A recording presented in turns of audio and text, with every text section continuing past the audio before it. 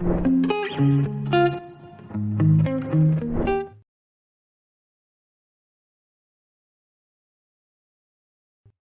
guys, my name is Devi and I'm back with another brand new video for you all today. This is going to be a comparison video between SQL and MySQL. So, if you are willing to learn the same, then you should definitely stay tuned till the end of the video. But before we move on with the video, it would be great if you could show some love and hit the like button below. Also, make sure you subscribe to our channel because we keep posting some amazing videos on latest and trending technologies. Alright, so first things first, let me tell you what all I have for you in this video. Starting off, we will see what is meant by data, database and Dbms.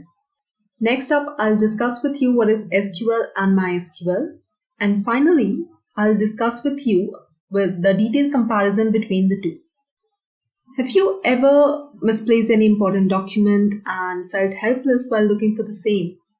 Or when was the last time you had to rummage through a pile of documents to find that one sheet of paper someone asked you for?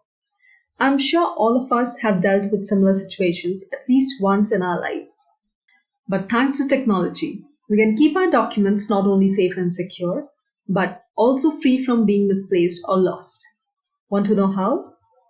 Well, you can store easily any amount of data or information in the form of databases in a computer system. Now, data can be any meaningful information. For example, if I say she is a girl, does it make any sense? No, right? This is just raw information. But if I say Samantha is a girl, this means I'm referring to a girl whose name is Samantha. This is data. Okay, so what exactly is a database? A database is simply the place where we can store all our data in an organized manner. Think of it as a collection of files or folders where you can keep your data or documents. You can easily store and access data in a database. Now, an individual may or may not have a huge amount of data that needs to be stored.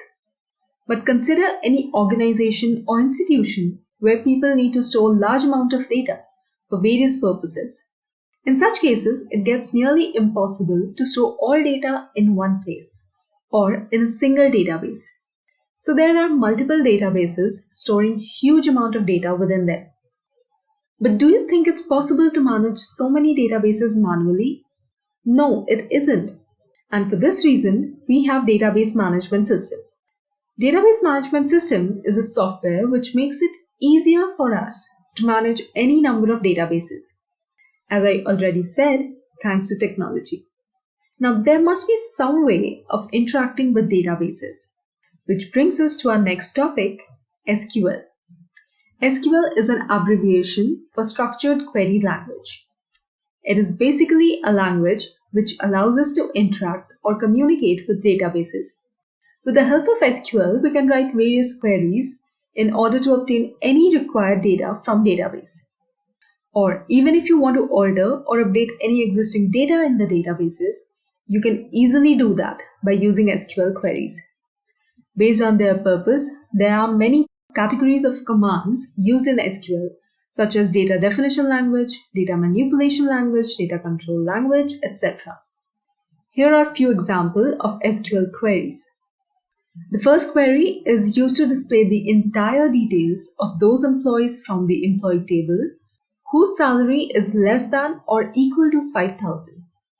Again, the second query is used to display the names of all those customers from the customer table whose age is less than or equal to 25. Now we have databases to store our data. We have SQL as the language or medium for interacting with the databases. But how can we manage all these databases by ourselves?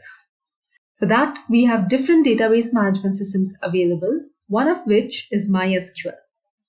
MySQL is an open source database management system, which means it is completely free software which helps us to manage our databases efficiently. Also, MySQL is a relational database management system, that is, it allows us to handle databases which share certain relation among themselves. But a database management system can only function with the help of a query language. So, MySQL is based on SQL, which means it uses SQL queries to access and manage databases. As you can see on your screen, here's the process of working of MySQL. The first step is to generate or send out appropriate query requests from client side to the server. The server stores all the data in form of databases. Upon reaching the server side, the query or request made by the client is further processed and the required data is obtained. Finally, the data extracted or obtained is sent out as a response from server to the client side. All this is done with the help of a database management system, just like MySQL. No matter how complex the databases are, you can easily access the desired data with the help of MySQL. Now that we have briefly discussed what is SQL and MySQL, let us move on to the main topic, that is comparison between the two. The first and foremost point of comparison is their definition. SQL is a query language used to interact with databases. We can write queries or commands using SQL in order to access data from databases. MySQL is a database management system, or rather a relational database management system, which is used to manage databases. It allows us to perform various operations on existing databases. The second point of comparison is the complexity involved in working with them. In order to speak or write any language, you must learn it at first. Similarly, in case of SQL, one needs to learn the language properly before being able to use it. Now, every language has its own grammar, syntax, etc. And you need to invest enough time in learning all of it if you want to use it efficiently. On the other hand, MySQL is a software, and like any other software, you can simply download and install MySQL. And once it's done, you can instantly start working with it. You don't need to learn MySQL in order to use it. The final point of comparison is the usage of the two. SQL is used by so many database management systems, including MySQL, Oracle, PostgreSQL, etc. And MySQL is a database management system based on SQL. That is, one can perform SQL queries in MySQL in order to access data or operate on data stored in databases. Now, these were a few comparisons between SQL and MySQL. Now, I'm going to show you how we can run SQL queries in MySQL. As you can see here on your screen, we have the MySQL Workbench. I'm just quickly going to run a few queries. Okay, so first up, I am just going to show you how we can do it from scratch. Okay, so you can see the blank white space in the center of the screen. This is exactly where we write or type in the queries or commands. On the left hand side, you can see a list of schemas or databases that we have. Here's the database that I'll be working with for now. This is the user_db1. And within that database, I have created two tables for us, which is student table and the other one is course table. First up, I'm going to write a query, show databases. Now, this query is basically used to display the list of all the default or existing databases that we have. Here you can see the sign or the symbol that we use to run the queries. Okay, so as you can see on your screen, we have the list of default or existing databases. Next up, I'm going to write another query. This query is basically used so that you can mention the database that you want to work with. As I already said, I'll be working with this database, user_db1. So here you write the name of the database that you want to work with. Okay, so my first query would be select star from course. Okay, so let's see what this query brings us. Okay, as you can see on your screen, we have the entire course table in front of us. Here's the three columns: serial number, course ID, roll number. So this query, what it does, it displays the entire table in front of you.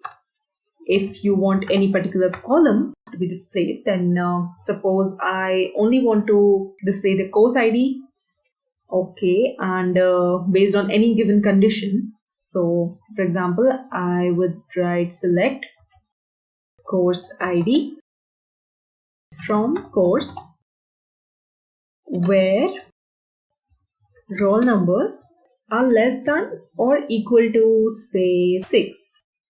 Let's see what it brings us. Okay, so here's the course IDs where the roll number is less than or equal to 6.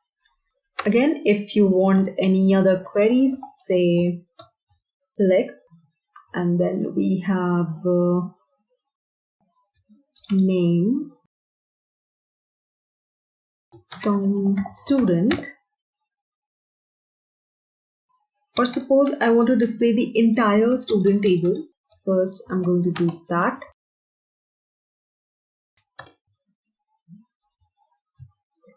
Okay, so as you can see, here's the entire student table displayed right in front of you. Now, if I want to display any particular column, then I'm going to write select name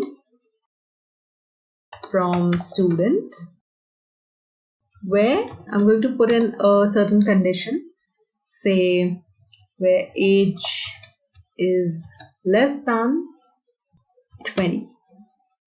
All right, let us run this query. Okay, so here we have the list of names where the age is less than 20.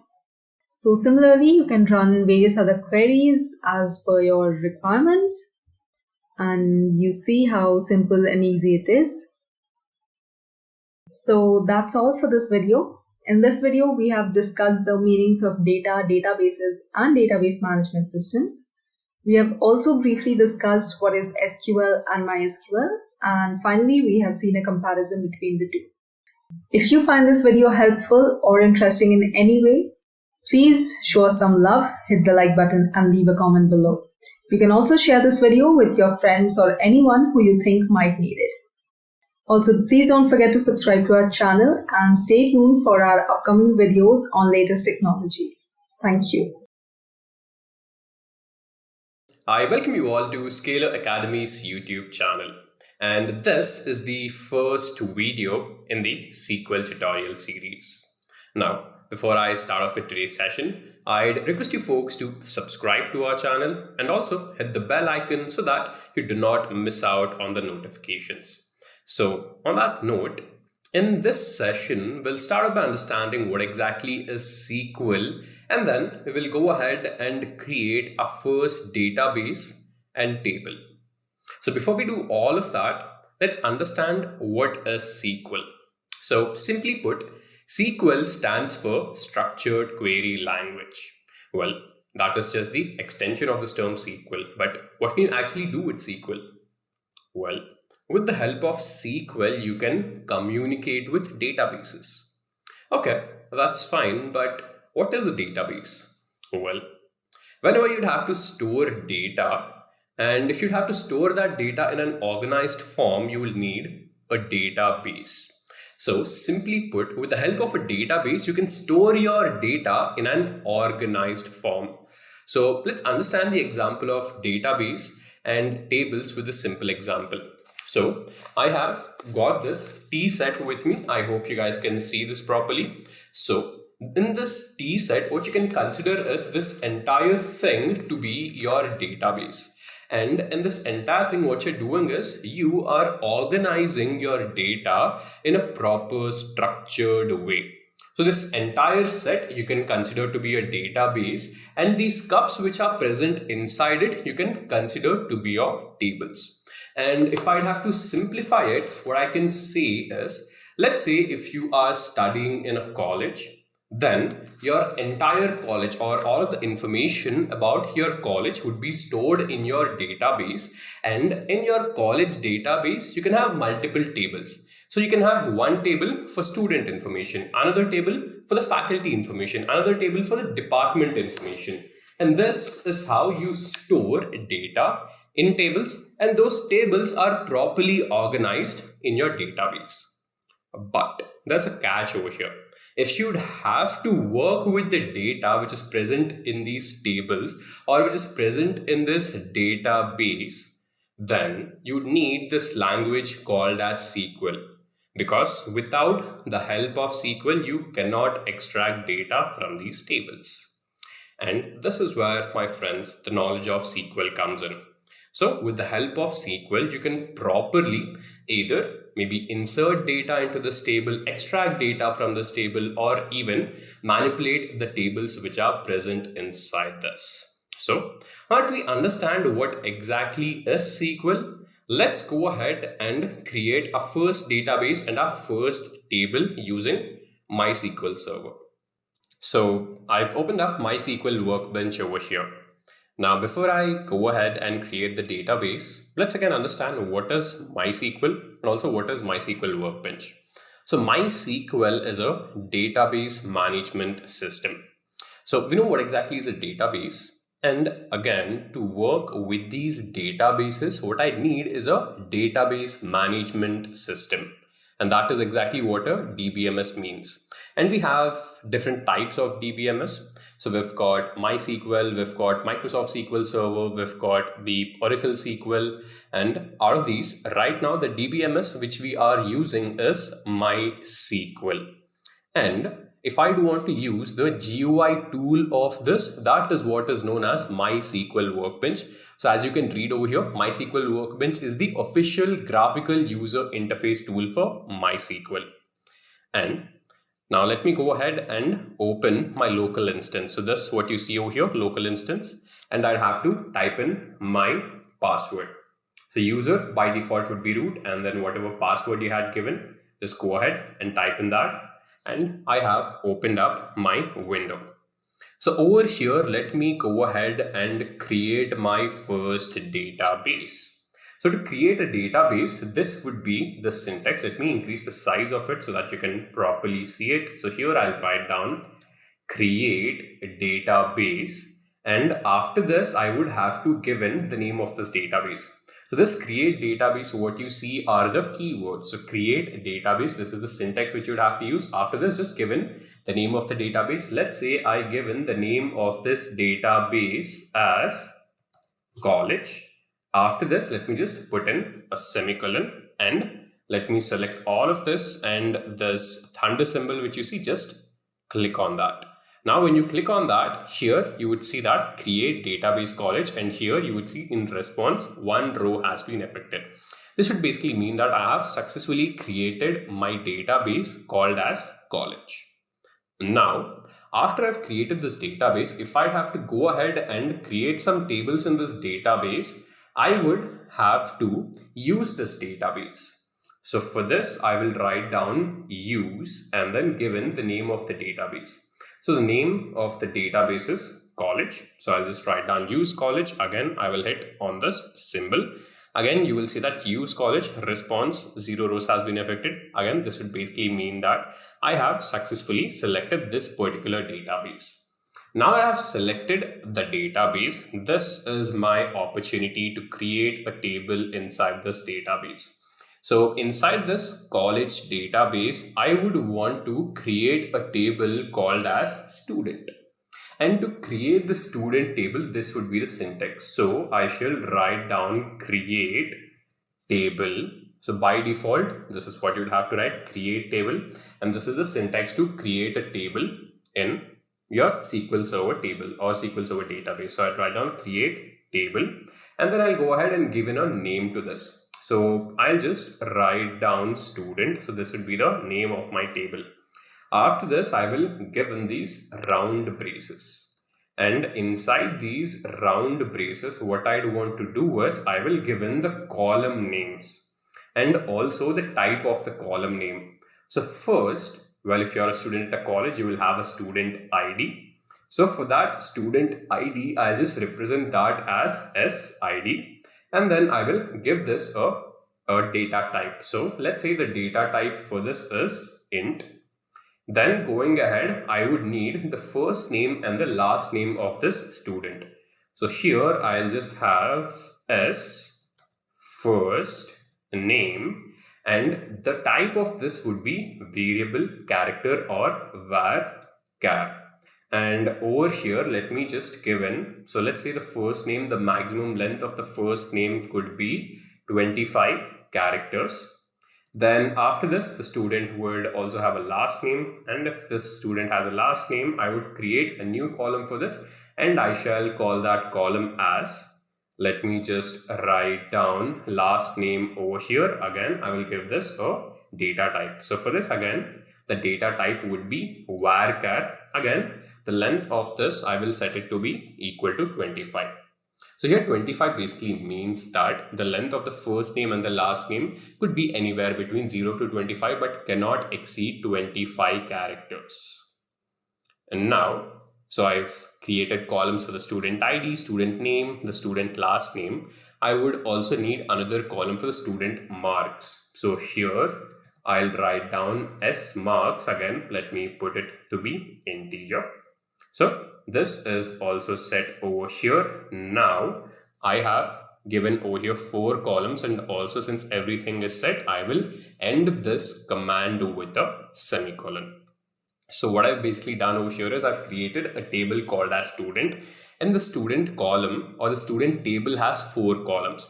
So the 4 column as student ID, and the data type of student ID is integer. Then we have first name, and this is a variable length character, which would basically mean you can give strings over here. And over here again I have last name, where again you'll give a string, and then you have the marks where it is of integer type, and you end this entire thing with a semicolon. Now let me select this entire thing and let me hit on this. And here, if you look at this, you will see create table student 0 rows affected. This again would mean that I was successfully able to create this table called as student. Now let me delete this entire thing, and if I would want to see the table, what is present in this table or what records are present in this table, I have a command called as select, or I have the statement called as select. So here I shall write down select star from, and I would have to give in the table name. So the table name is student. So select star from student would mean that I am selecting everything or all of the records and all of the columns which are present in the student table. So let me select this, let me hit over here, and as you see, I was successfully able to create this student table which had all of these columns. So here I've got the SID, which is the student ID, then I've got the first name, the last name, and S marks. So folks, this is how we can create a database and a table using SQL. So folks, this would be the end of this video. In the next video, we'll see how to insert data items or records into a table. Now, before I end the session, again, I'd request you folks, if you find this session to be informative, do not forget to hit the like button and also to subscribe to our YouTube channel. So thank you, and let's meet in the next one. Hey folks, I welcome you all to Sql Academy's YouTube channel. And this is the video number 2 in the SQL tutorial series. In the first video, we understood what exactly is SQL. And after that, we went ahead and created our first database and our first table. And in the second video, we'll see how to insert data into our SQL table. So we'll not at all waste time and open MySQL and go ahead and insert records into the table. So I've opened up MySQL Workbench over here. Let me go ahead and connect to my local instance. And over here, again, I would have to give in my password. And I have opened up MySQL Workbench. And over here in the first tutorial or in the first video, if you remember, we had created a table called as student. And that student table was part of the college database. So my first task would be to use the database. So for that purpose, I'd have to write down use database. Let me also just go ahead and increase the size of the text so that you can see this properly. So here I shall write down use college and let me execute this. So we have successfully executed this. Now we have opened our desired database. So the name of the database is college, and in this college database we had created a table called as student. Now let me also go ahead and open that table, or maybe just select all of the records which are currently there in that. So for that we had used something called as select star from student. So what this basically means is I have a table called as student, and from the student table I am selecting all of the columns and all of the records, and that is what the star means over here. Let me again hit on this thunder symbol, and as you see over here, these are the columns present. So I have this column called as SID, then I have another column called as S first name. After that, I have a column called as S last name, and then going ahead, I have a column called as S marks. But you see that this entire table is empty because we have not yet inserted any data items into this table. So this is what this entire video is about, and in this video we will see how to insert records. So let me just go ahead and do that. Let me decrease the size of this. So here, let me just remove this out, and let me see if I can track this down properly. Seems like I cannot do that. So instead what I'll do is I'll just write down the command to insert data items. So what I'll do is I will write down insert into. So here you'd have to properly remember the syntax. Insert into are the keywords. This is what you will give. After this, you will give in the name of the table. And what is the name of the table? The name of the table is student. So you shall basically write insert into student. Then you will have to give in another keyword, which is values. After that, you have to give in 2 round braces, and inside these you can give in the values. So the first value is student ID. So let's say the first student ID is 101. Then I would have to give in the first name of the student. So let's say the first name of the student, and also if you remember the first video properly, you would know that the first name, last name are basically varchar type columns. And over here I can give in string data type, and whenever I'd have to give in a string, I will enclose that in double quotes over here. So first name, so let's say the name of the first student is, I will write down Annie, and I would have to give in the last name as well. So let's say the last name of this person is Cleopatra. So student ID is 101, first name is Annie, last name is Cleopatra, and I'd have to give in marks as well. So let's just say Annie Cleopatra has scored around 87 marks. Now I will put in a semicolon over here, and I'll select this entire thing, and I will hit this thunder symbol. And we have successfully inserted this into our table. Now just to verify this, what I'll do is I'll delete this entire thing, and I shall again write down select star from student. And now if I hit this thunder symbol, you will see that I have inserted these values. So we've inserted the first student, or the details of the first student. So SID is 101, first name is Annie, last name is Cleopatra, and this person has scored 87 marks. Now similarly, if I would want to insert the details of the second student, I'll do the same thing. So let me just write down insert into, then I need to give in the name of the table, which would basically be student, and I will give in the keyword values. Again, given this round braces over here, now let's say the next student ID is 102. Now the name of this person is, let me just write down John, and the last name would be Smith. So let me just write this down properly. So this person's entire name is John Smith, and John Smith has scored, let's say, 56 marks. And let me end this syntax with a semicolon. Now I'll select this entire thing, I'll click on this, and we have again inserted this.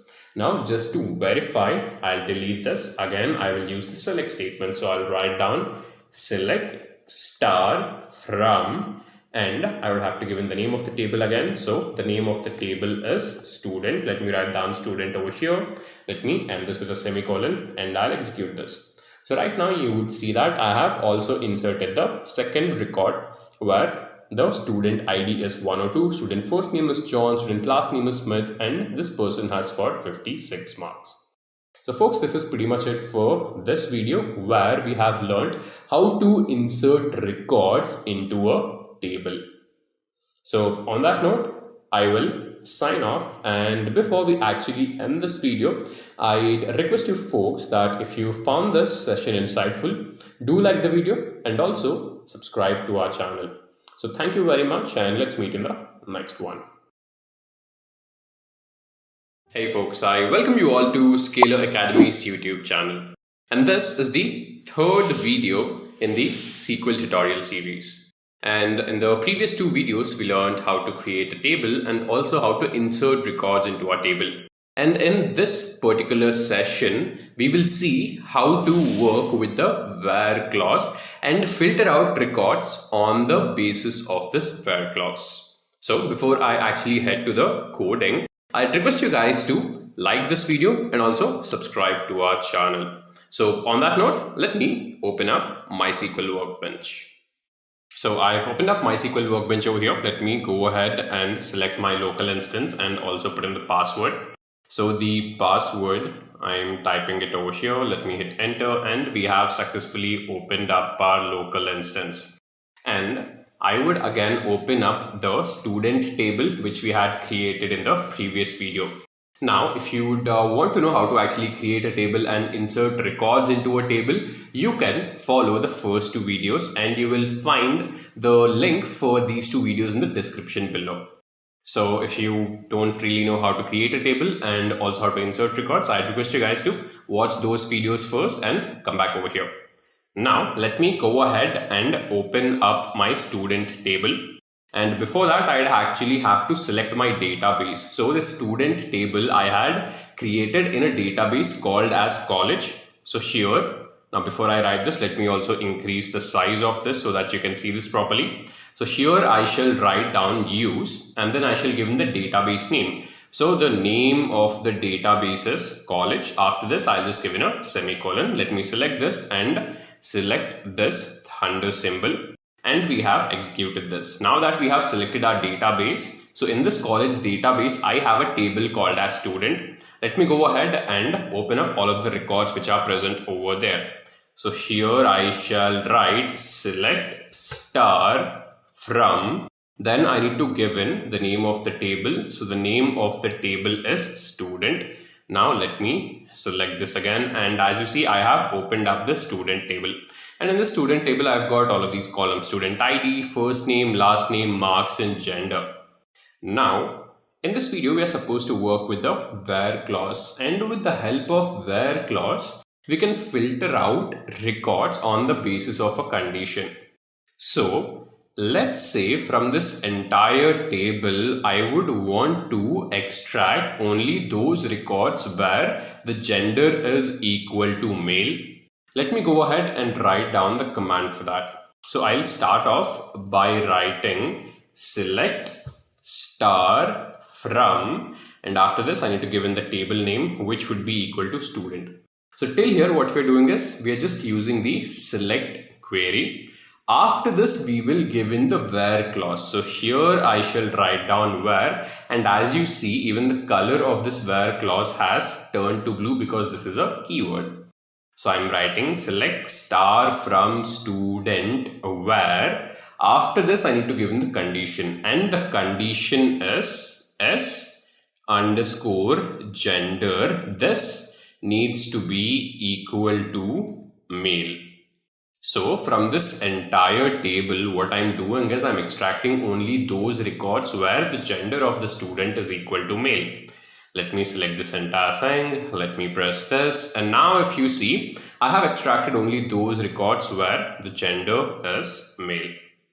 Similarly, let's say from this entire table, I'd want to extract only those records where student ID is equal to or greater than 103. So this where you see, So this is actually a numerical entity, and the ID start from 101 go up till 105. What I'd want is I'd want to extract all of those students whose student ID is equal to or greater than 103. So here I shall write select, let me write this properly. So select star from student, and after this I again given the where clause, and after the where clause I given the condition. So the condition needs to be SID is equal to or greater than 103. Let me actually change this and make this greater than or equal to 103. Let me select this entire thing and let me run this. Now, as you see, the SID over here, it starts from 103 and goes up till 106. Now, let's say if I want the student IDs from 104 or basically upwards of 103, then I shall remove this equal to symbol from over here. Now, if I run this, you shall see that I've extracted only those records where the student ID is greater than 103. And that is why I have 104, 105 and 106. Now, after this, let's say if I'd want to extract records on the basis of multiple conditions. So here I can use the AND operator as well as the OR operator. With the help of AND operator, I'll be basically extracting those records where both of the conditions are satisfied. So for that, let me show you the entire table for you guys again. So I shall again write down select star from student. Now from this, what I'd want to do is I'd want to extract those students where the gender is male and marks scored by the student is less than 50. So if we see from this entire table, we see that there is only one particular record where the gender is male and marks scored is less than 50, which is basically this student, and the name of the student is Matt Cooper. So for this, what I want to do is I'll again start off with the same thing. So we shall have select star from student. After this, I shall give in the where clause and I will follow it up by giving both the conditions. So let me give in the first condition. Select star from student where the first condition needs to be gender. So I shall write S gender is equal to, let me write down male over here. After this, I shall integrate it or combine it with the second condition using the AND operator. So this what you see is known as the AND operator, and with the help of this I can combine two conditions together. Select star from student where S gender is equal to male and the second condition needs to be S marks. Let me write this properly. So S marks needs to be less than 50.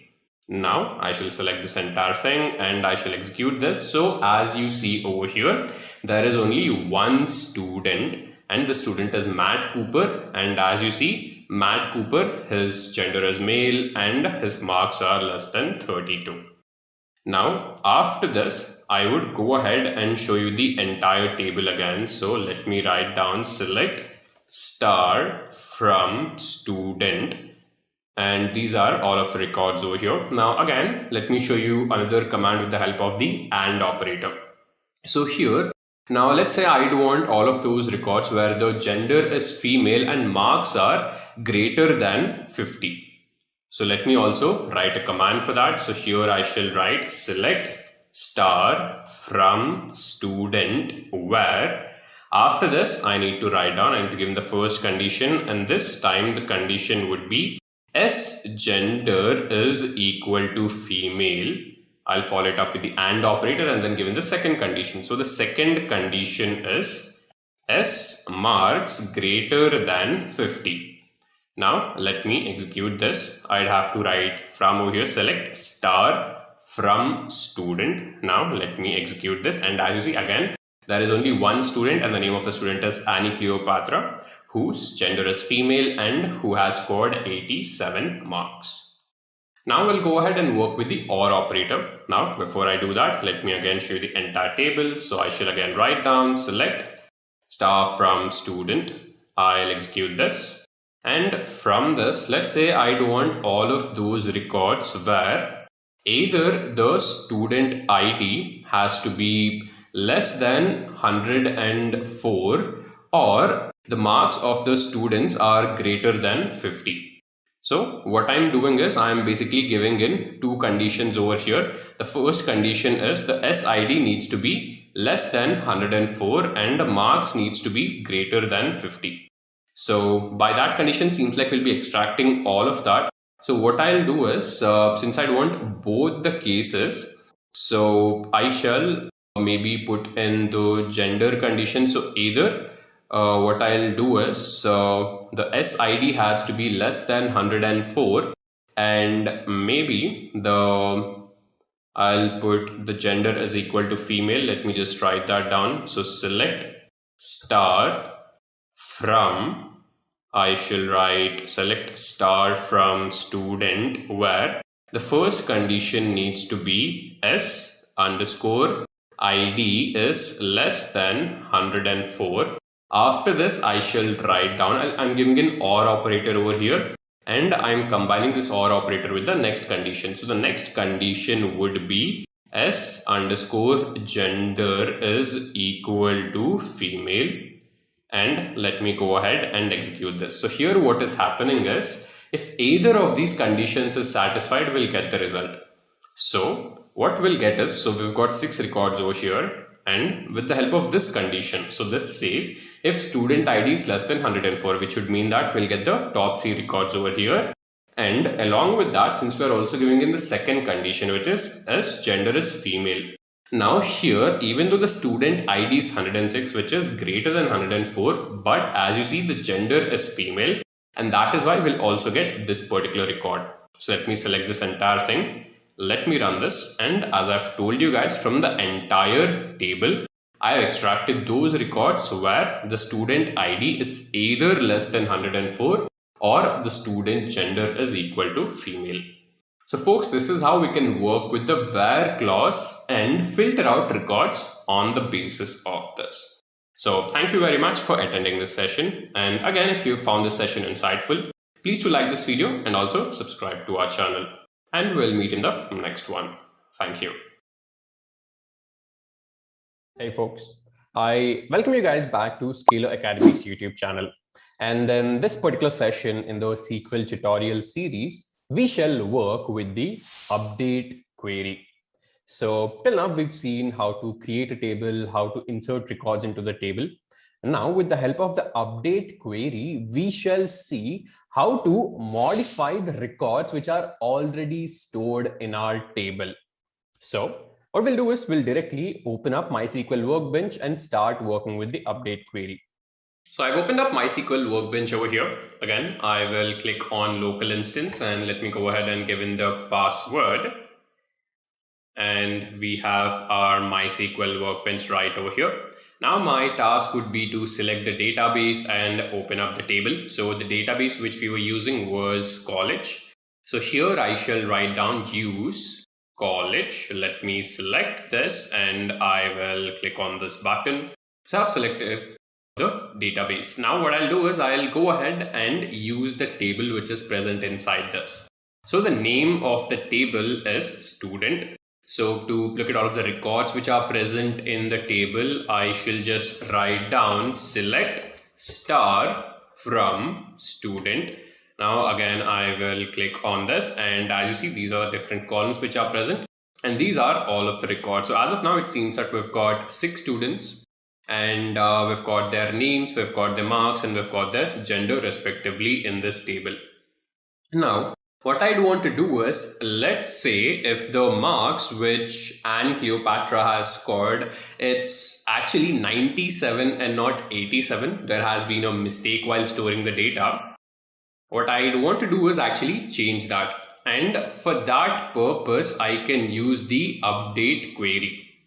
So here, this is how I would change the marks which are stored as 87. I would want to change that to 97. So let me just write down update. So this is how I'll start. I will start off by writing the keyword update. Then I shall give in the name of the table. So the name of the table is student. So update student. After this, I shall again use the keyword set. And I would have to set S marks to be equal to 97 where the first name is equal to Anne. So here I shall select where S underscore first underscore name is equal to Anne. So what I'm doing is I am changing the value of marks from 87 to 97 where the first name is equal to Anne. Let me select this entire thing. I'll run this properly. So seems like we have an error over here. You are using safe update mode. So normally what happens is if we are trying to update something and by default in your MySQL server, if it is in safe mode, you cannot update it. So we'd have to turn off the safe mode. So to turn off the safe mode, this is the command which I'd have to use. So I'd have to use set SQL safe updates is equal to 0. Now I'll select this. Let me run this now. So as you see, this has been properly executed. Now again, I'll select this update query and I will select this. Now this has been successfully executed. So now that I've made the changes, let me go back and open up my table. So here I shall write down select star from students and let me run this and let me see what would be the result that I get. So I'll select this again. So this has to be student if I'm not wrong and not students, and I'll click on run. So as you see, initially the marks which Anne Cleopatra has scored were 87. With the help of the update query, I was able to update it or change it from 87 to 97. Similarly, we've got another student over here. So we've got David Leon and he scored 92. So, but it seems that this again is incorrect and David Leon had in fact scored 62 and not 92. So let me also change that. So what I'll do is I'll write down update, then I shall give in the name of the table which is student. So update student, then I'll write set. And after this, I'd have to give in the name of the column. So the name of the column would be S marks. Update student set S marks is equal to 62 where now in the where clause, I'll actually use the S ID instead of S first name. So here this person's name is David Leon and his S ID is 103. So here I shall write where S ID is equal to 103. Now I'll select this entire thing and let me run this. So again, I've executed this. Now let me go ahead and select my table. So select star from student and let me run this. And as you see over here, initially marks scored by David Leon were 92. With the help of the update query, I was able to change it to 62. So folks, this is where we learned how to work with the update query. And if you do want to learn about the other basic things in SQL, such as how to create a table, how to create a database, or maybe how to insert records into the table, you can watch our previous videos and you'll find the links for the same in the description below. So now before I end this class, I'd request you folks to like the video and also subscribe to our channel. Thank you very much and let's meet in the next one. Hi everyone, my name is Devi. And in today's video, I will be discussing joins in SQL.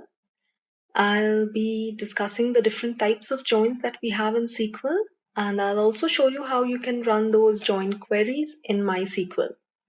But before moving on with the video, I would request you to kindly like this video and subscribe to our channel. Alright, so starting off, first we have a brief introduction of join statements. As you can see, join statements in SQL are used to combine data or join columns from two or more given tables on the basis of a common field between them. Suppose you have two or more different tables and you want a single table consisting of different columns, say one column from one table, another column from another table, and so on. In that case, you could take help of join statements in SQL and obtain a single table with different columns from the different tables. Then we have different types of joins in SQL, but in this video we'll be covering inner join, left join, right join, full join, and self join as well. So to begin with, first let's take an example. As you can see on the screen, we have two different types of table. The first table is the student table, which contains 4 different columns: roll number, name, address, and age. Then we have the second table, which is the course table. The course table contains 3 different columns, as you can see: serial number, course ID, and roll number. So the first join that we have is the inner join.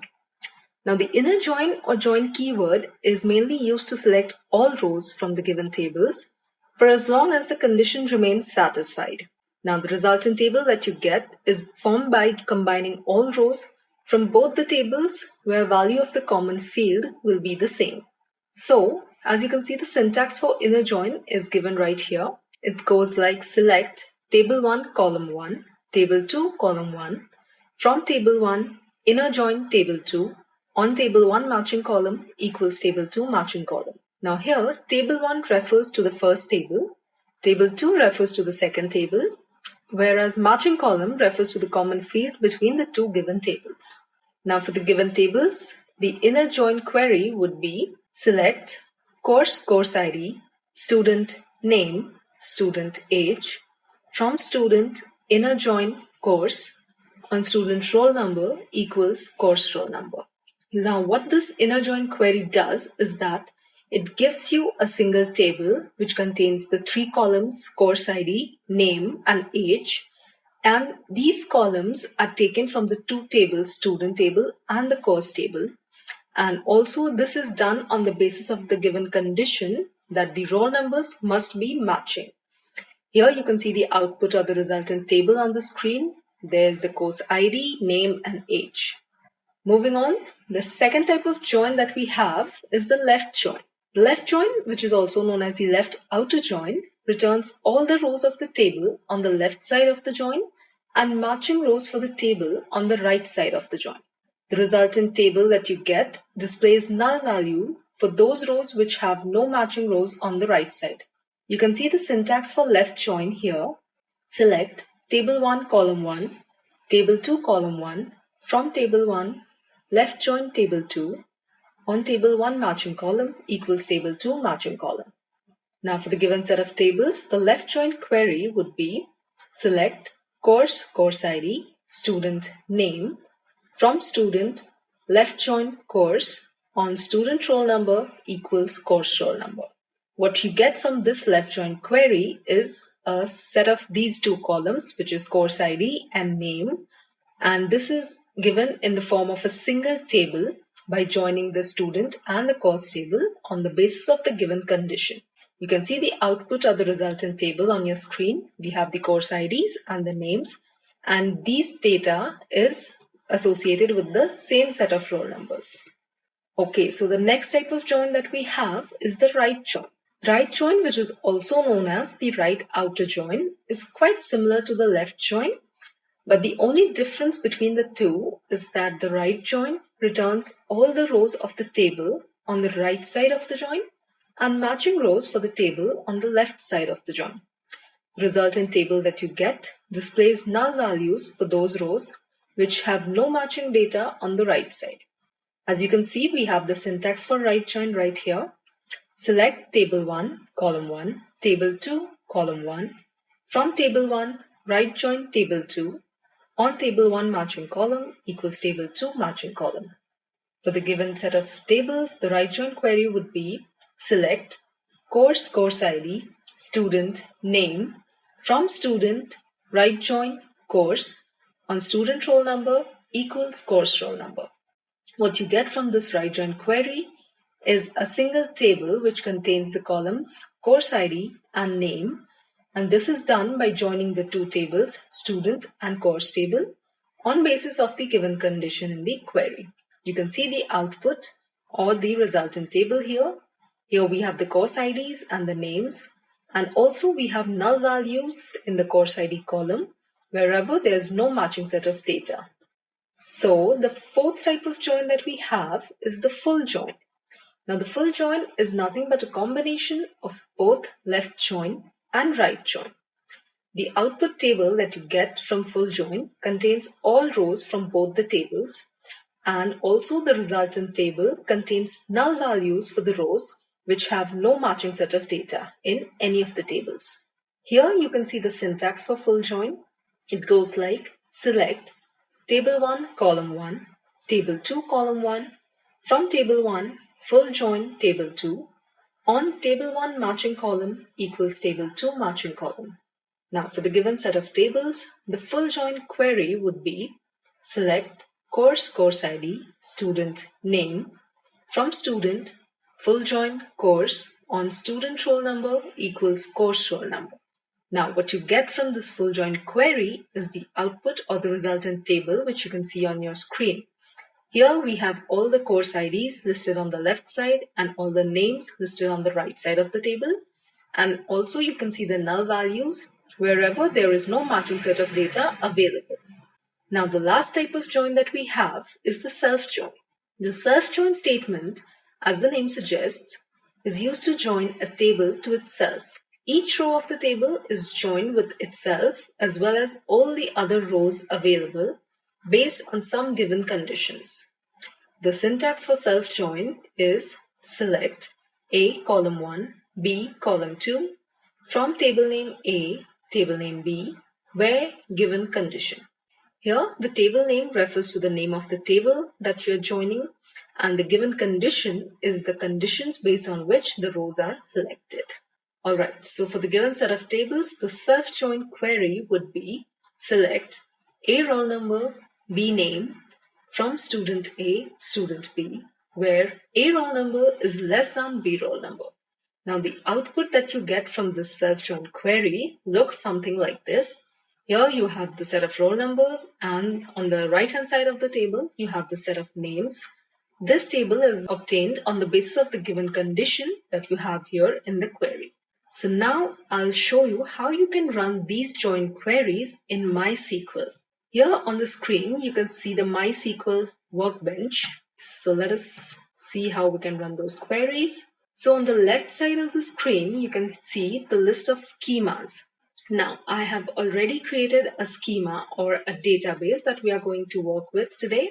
Here you can see the database that I have created, user_db1. And I'll also show you the tables that I have created. Here's the student table. I'll show you the student table right here. You can see roll number, name, address, and age.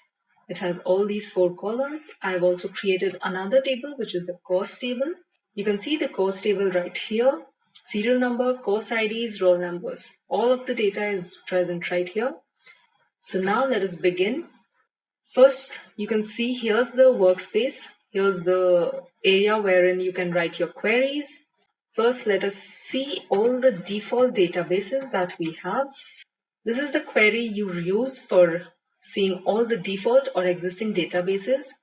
As you can see, we have these default databases and the database that I've created, user_db1. So today we'll be working with this database. And okay, so the first query that we are going to run would be the query for inner join. So let me just quickly type in the query. Select course ID. Then we have student name from student inner join course. We have on student roll number equals course roll number. Alright, so now I'm quickly going to run this query and see what we get. As you can see, we have the resultant or the output table here. We have the course ID and the names. Okay, so moving on, the next query would be the query for left join. I'll just quickly type in the left join query. We have select course ID. Then we have student name from student left join course on student roll number equals course roll number. Okay, so here's the query for left join. Now I'll run this query. Okay, so now you can see we have the output right here. We have the table which has course ID and the name. Also, we have null values wherever there's no matching set of data. So moving on, the third query that we are going to run is for write join. So I'll just quickly type in the query, select course ID. We have student name from student, write join course on student roll number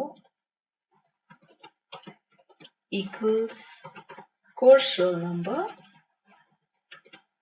Okay, so here's the query for write join. I'll just quickly run this query. As you can see, we have the output of the resultant table right here. We have the course IDs and the names and null values for wherever there's no matching set of data. So now, coming to the full join query, let me just tell you that the full join keyword is not supported by MySQL. So what you can do in this case is you can use a combination of left join, union, and right join keywords all at once. I'll just show you how you can do it. First, you need to type in the query for left join. This is just the same query that we have run previously. Student name from student, left join course on student roll number equals course roll number. So here we are done with the left join query. Then you need to type in the keyword union followed by the query for right join.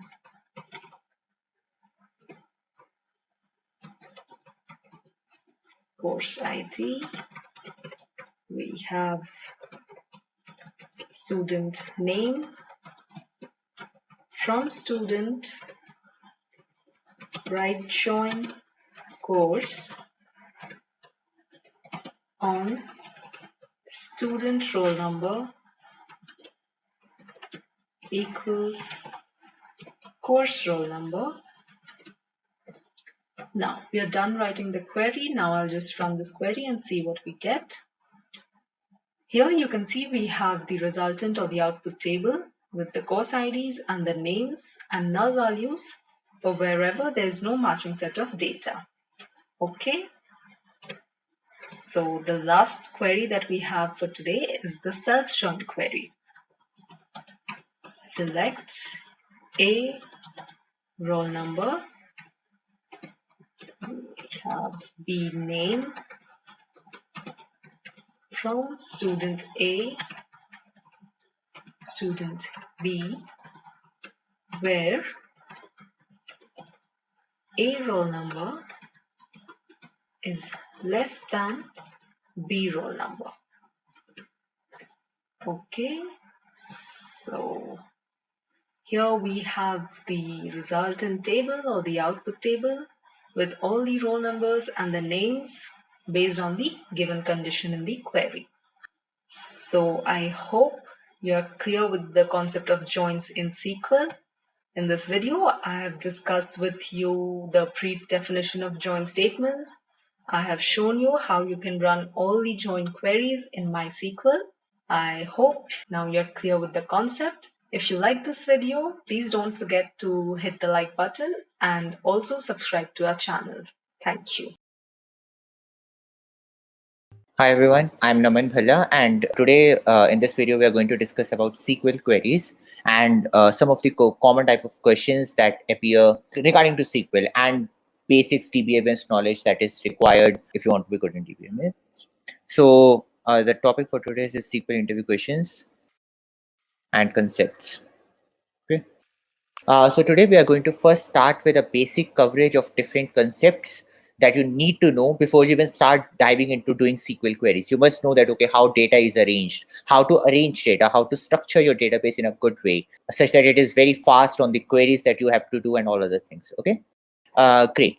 So let us first begin with what even data is and why is data important. Okay, the efficiency of any company, any business depends upon the data it has. Okay, I'm like the user data that you have, or you have the data about how people are behaving, and that information is very relevant for you to make business decisions. Okay, so data is of prime importance and at the core of a company's functionality. Okay, now how will you arrange data? To arrange data, you need some kind of system, right? What can be those systems? One very basic way to arrange the data can be, hey, that let me just actually create a file, and suppose I have a data, and my data is something about, let us say that we are developing database for a system, okay, for a university. So what will be my data like? Let us say that I am a university. So my data can be like something about students, right? I can have some data about students.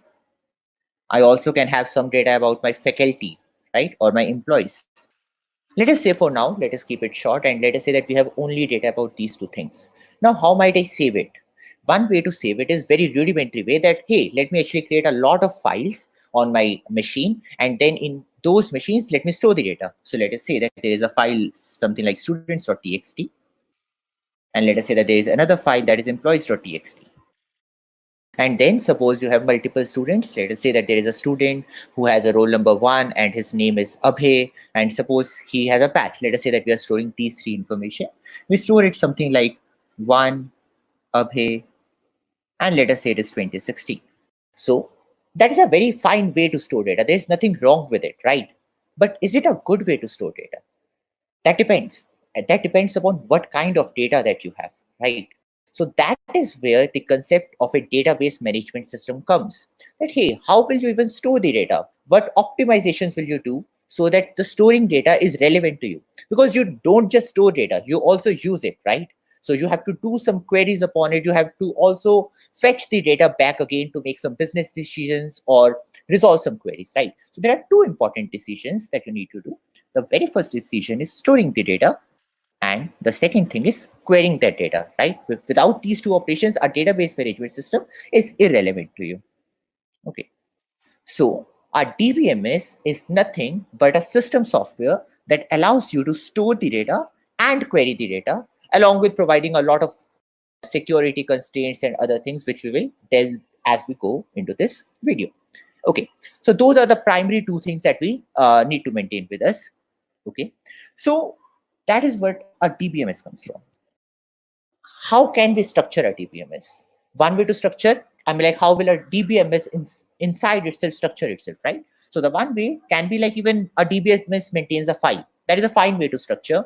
That might be something like it is maintaining documents. Okay, can there be any better way to structure your data inside a database management system? What do you store the data about? In your computer, you store the data about some things, right? You store the data about something. Like here, you were storing the data about students. You were storing the data about employees. Suppose there is also users. You have some, let us say that, probable students or people who have applied to you. So there might be something like applicants, which you are storing the data about. Okay, so you are storing the data about something, and for each student, for each thing that you are storing data about, you are storing some things about that thing, right? So these things that are called as entities. So entities are nothing but about what or about whom are you storing data. Okay, and about whom you are storing data, and what data are you storing, right? You are also storing some kind of data about things. Like, for example, for students, you are storing the roll number, you are storing the name, and you are storing the batch ID. That depends upon the business decision as to what you want to store. So there are two things. The very first thing is the things that we are storing the data about, which, as I told, is called as entities. And then there is attributes or fields. What data about entities are you storing? Now, let us consider a real world use case. Is data in silos? No. There is always a connection between one data and other data, right? So for example, for a student, let us say in a university, you might also need to maintain that which courses have been enrolled by a student. So somehow you also need to maintain a course enrollment data set, right? So let us say that another kind of entity can be course enrollment. For course enrollment, what do you need to store? You might need to know that what is the course number, and also you might need to store that who is the student who has enrolled for that course. So let us say the two things that you need for a course enrollment is nothing but a course represented by an ID, and also a student, which is probably represented by a roll number. Okay. Now suppose these are the three data sets that your university has. If we see here that, hey, we were maintaining the student roll number here, as well as we were maintaining the student roll number in the data set for this student, we were maintaining that roll number here. So data set is not in silos. Our data at what particular location has some kind of reference to data at other particular entity, right? Okay. This is known as relations between data. So now we observe one pattern in it that, hey, we are maintaining data about something, and we are also, because we have maintained data about different things, then we somehow need to maintain relations between them. So a database management system which stores data in the form of entities and the relations between them can be known as RDBMS, or Relational Database Management System. Okay. What kind of RDBMSs exist? There are different varieties of RDBMS that exist in the open source industry and are used very widely by different companies. Some of the popular examples can be MySQL, and another popular one can be PostgreSQL. Okay. Now, in these two terms, you would have noticed one thing repeating, right? You would have noticed one thing that was repeating was SQL. What is this SQL? This SQL stands for Structured Query Language. This can be considered as a default language, or I mean, like, it's not actually default, but it's one of the most popular languages to query upon the data that you had stored. Because as we recalled earlier, whatever data that you have stored has also needs to be fetched, right? I mean, like, if data is just stored, it's of no importance to us. It's just increasing your storage. I mean, like, it might be relevant to us in the future, but anyways, at one time we do need to assess it, and that is why we are storing it. Okay, cool. So now SQL, as we told, is basically the most important language that is used to fetch data from the relation RDBMS systems. Now let us see how SQL works. Okay, so the very first important thing that we see from SQL word itself is a query. What is a query? A query is nothing but a statement that you execute to fetch the data from an RDBMS. What is one important thing about computers? One important thing about computers is they do what you tell them to do, right? But they also require that you should be very well defined. You can't just say random things to it and expect that it will fetch you the exact results that you wanted, right? So you need to be very well defined. So you need to know that how do I write queries in SQL, right? Otherwise, you won't get the data that you actually intended to get from the SQL query. So the prime focus for the today's session will be how do we write SQL queries? What are the important constructs that we need to know while we write a SQL query? Most of the SQL functions in different DBMSs are almost same. So that is why we are going to abstract away from one particular technology of a DBMS. We are going to structure about common abstractions that we have in a DBMS management system, and then you can run those over any kind of system that exists. Okay. So the very first type of query, the very first important function or important feature to do a query is the select statement. This select statement is the most important thing that you need to know to run any query. What does select do? I mean, if we just go by the definition of the word, select means selecting something or choosing something from the data that you have, right? So that is the whole function of a select statement. So a very simple select statement can be that, hey, suppose you have a student table and you are maintaining three things about a student. Let us say that he has an ID, he has a first name, he has a last name. Okay. And you need to know that, hey, who is the student who has an ID of 1? Suppose that is the thing that you need to know. And there are multiple students. Let us say the student with ID 1 has a first name of A and a last name of P. Then there is a student with ID 2 who has a first name X and last name Y. And you need to know that what is the first name and last name of the student who has ID of 1. So you basically need to know A and P. How will you use the select statement to write this? It's very simple. You will say select. What is this? This is first name. So I need to select the first name. What do I also need to select? I also need to select the last name. So select first name, comma last name.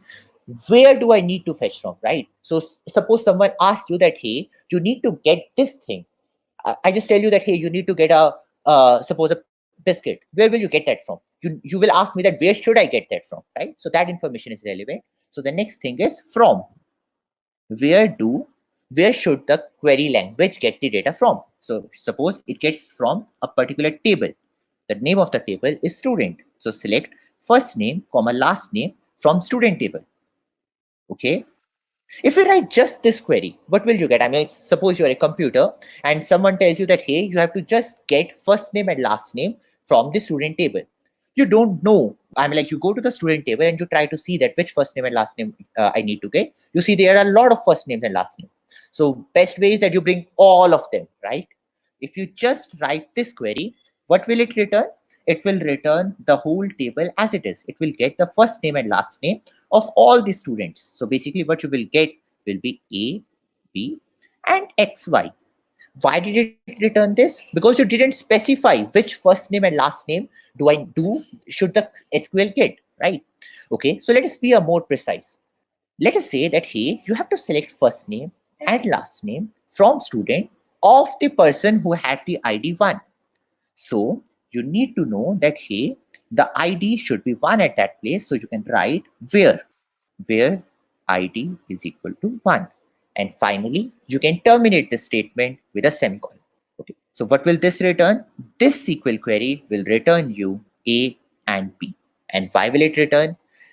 This is because of 3 statements that we just saw here of SQL, that is select, that is from, and that is where. These are the keywords in the SQL query language. Great. So I think the basic idea about a select statement is clear now. Now let us discuss about a subquery. I mean, like we will be discussing multiple of these where clauses from in depth, but let us first discuss the basic high-level concepts before we delve into details. Let us discuss what a subquery is. Now, let us say that you need to give degree to some students. You are a university, you need to give degree to students, right? The students who are just going to pass in this particular year. Okay, now how will you give degree to those students? Suppose you have two tables. The one table that you have is a students table. Okay, in this students table, you have an ID, you have the name of the student, let us say, and let us say that you have batch. Okay, suppose this is a simple student table that you have, and you need to give degrees to the students who are going to pass in batch 2020, let us say. So then someone comes to you that, hey, some of those people who had the batch of 2020 are actually not going to get the degrees because they failed in some courses. Then you ask that, okay, where should I know that which students failed? So that person tells you that, hey, there is also a table that is failed students. In those failed students table, you have IDs of the students who have failed. Okay, so now you need to give degree to those students who have the batch of 2020 but have not failed. So somehow you now need to use what is here to give the result of your final query. How will you do that? To know which are the students who had failed, you need to select all the IDs of students from here, right? So somehow you need to select IDs from failed students. Okay, but the task that is given to you is not to fetch the IDs of failed students. The task that is given to you is to tell who are the students who are going to get the degree. Who are the students who are going to get the degree? Those are the students who actually have the batch, who actually have the batch of 2020 in the students table. So also you know that you need to do this, that, hey, select ID from students where batch is equal to 2020. Okay, so now you need to select those IDs from this students table where the batch was 2020, but you don't need to select those IDs that were present here, right? So what will you do? One very simple way, I mean, like one thing we will come to that in later of section of this video. There is also one statement which can do it in one line. But let us say, you can say that where batch is equal to 2020 and ID should not be and ID not in. And where should the ID not be? The ID should not be in the result of query of this particular thing, right? So ID not in, select ID from failed students, right? So here we saw that, hey, we used one select statement inside another select statements, right? This is also known as a subquery or a nested statement. By the way, this not in is a keyword in SQL where you can select those things that are not present in the result of a particular table as well. Okay, but now let us say that you ask me a question that, hey, how does SQL know that these and these are the same thing, right? I mean, like, how will it know that? I mean, there should be a basic thing that whatever data is here should be whatever the data was present in what was I mean, like, retrieved from the earlier query, right? So that is a constraint that SQL asks you. I mean, like, that's your responsibility to maintain that the data type of the data that is taken from here is equivalent to the data that is here. Okay, so that is what a nested statement is. Okay, now what kind of nested statements can be? There can be two kinds of nested statement. First can be correlated. What does a correlated nested statement means? What does a relation with two things means? Relation between two things means that, hey, one of those things cannot exist without the other thing, right? So a correlated subquery is a query in which none of the, I mean, like, in the, which this subquery, this is the subquery, right? Subquery is not independent, but needs the main query to execute itself. So it can't exist independent of each other. So if there is a correlated subquery, then what can be a different kind of subquery? The second kind of subquery can be non-correlated subquery.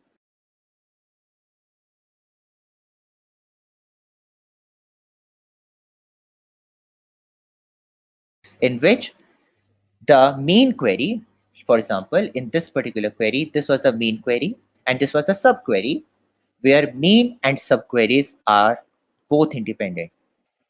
Okay. What do you guys think was the above subquery? Was it a correlated or was it non-correlated?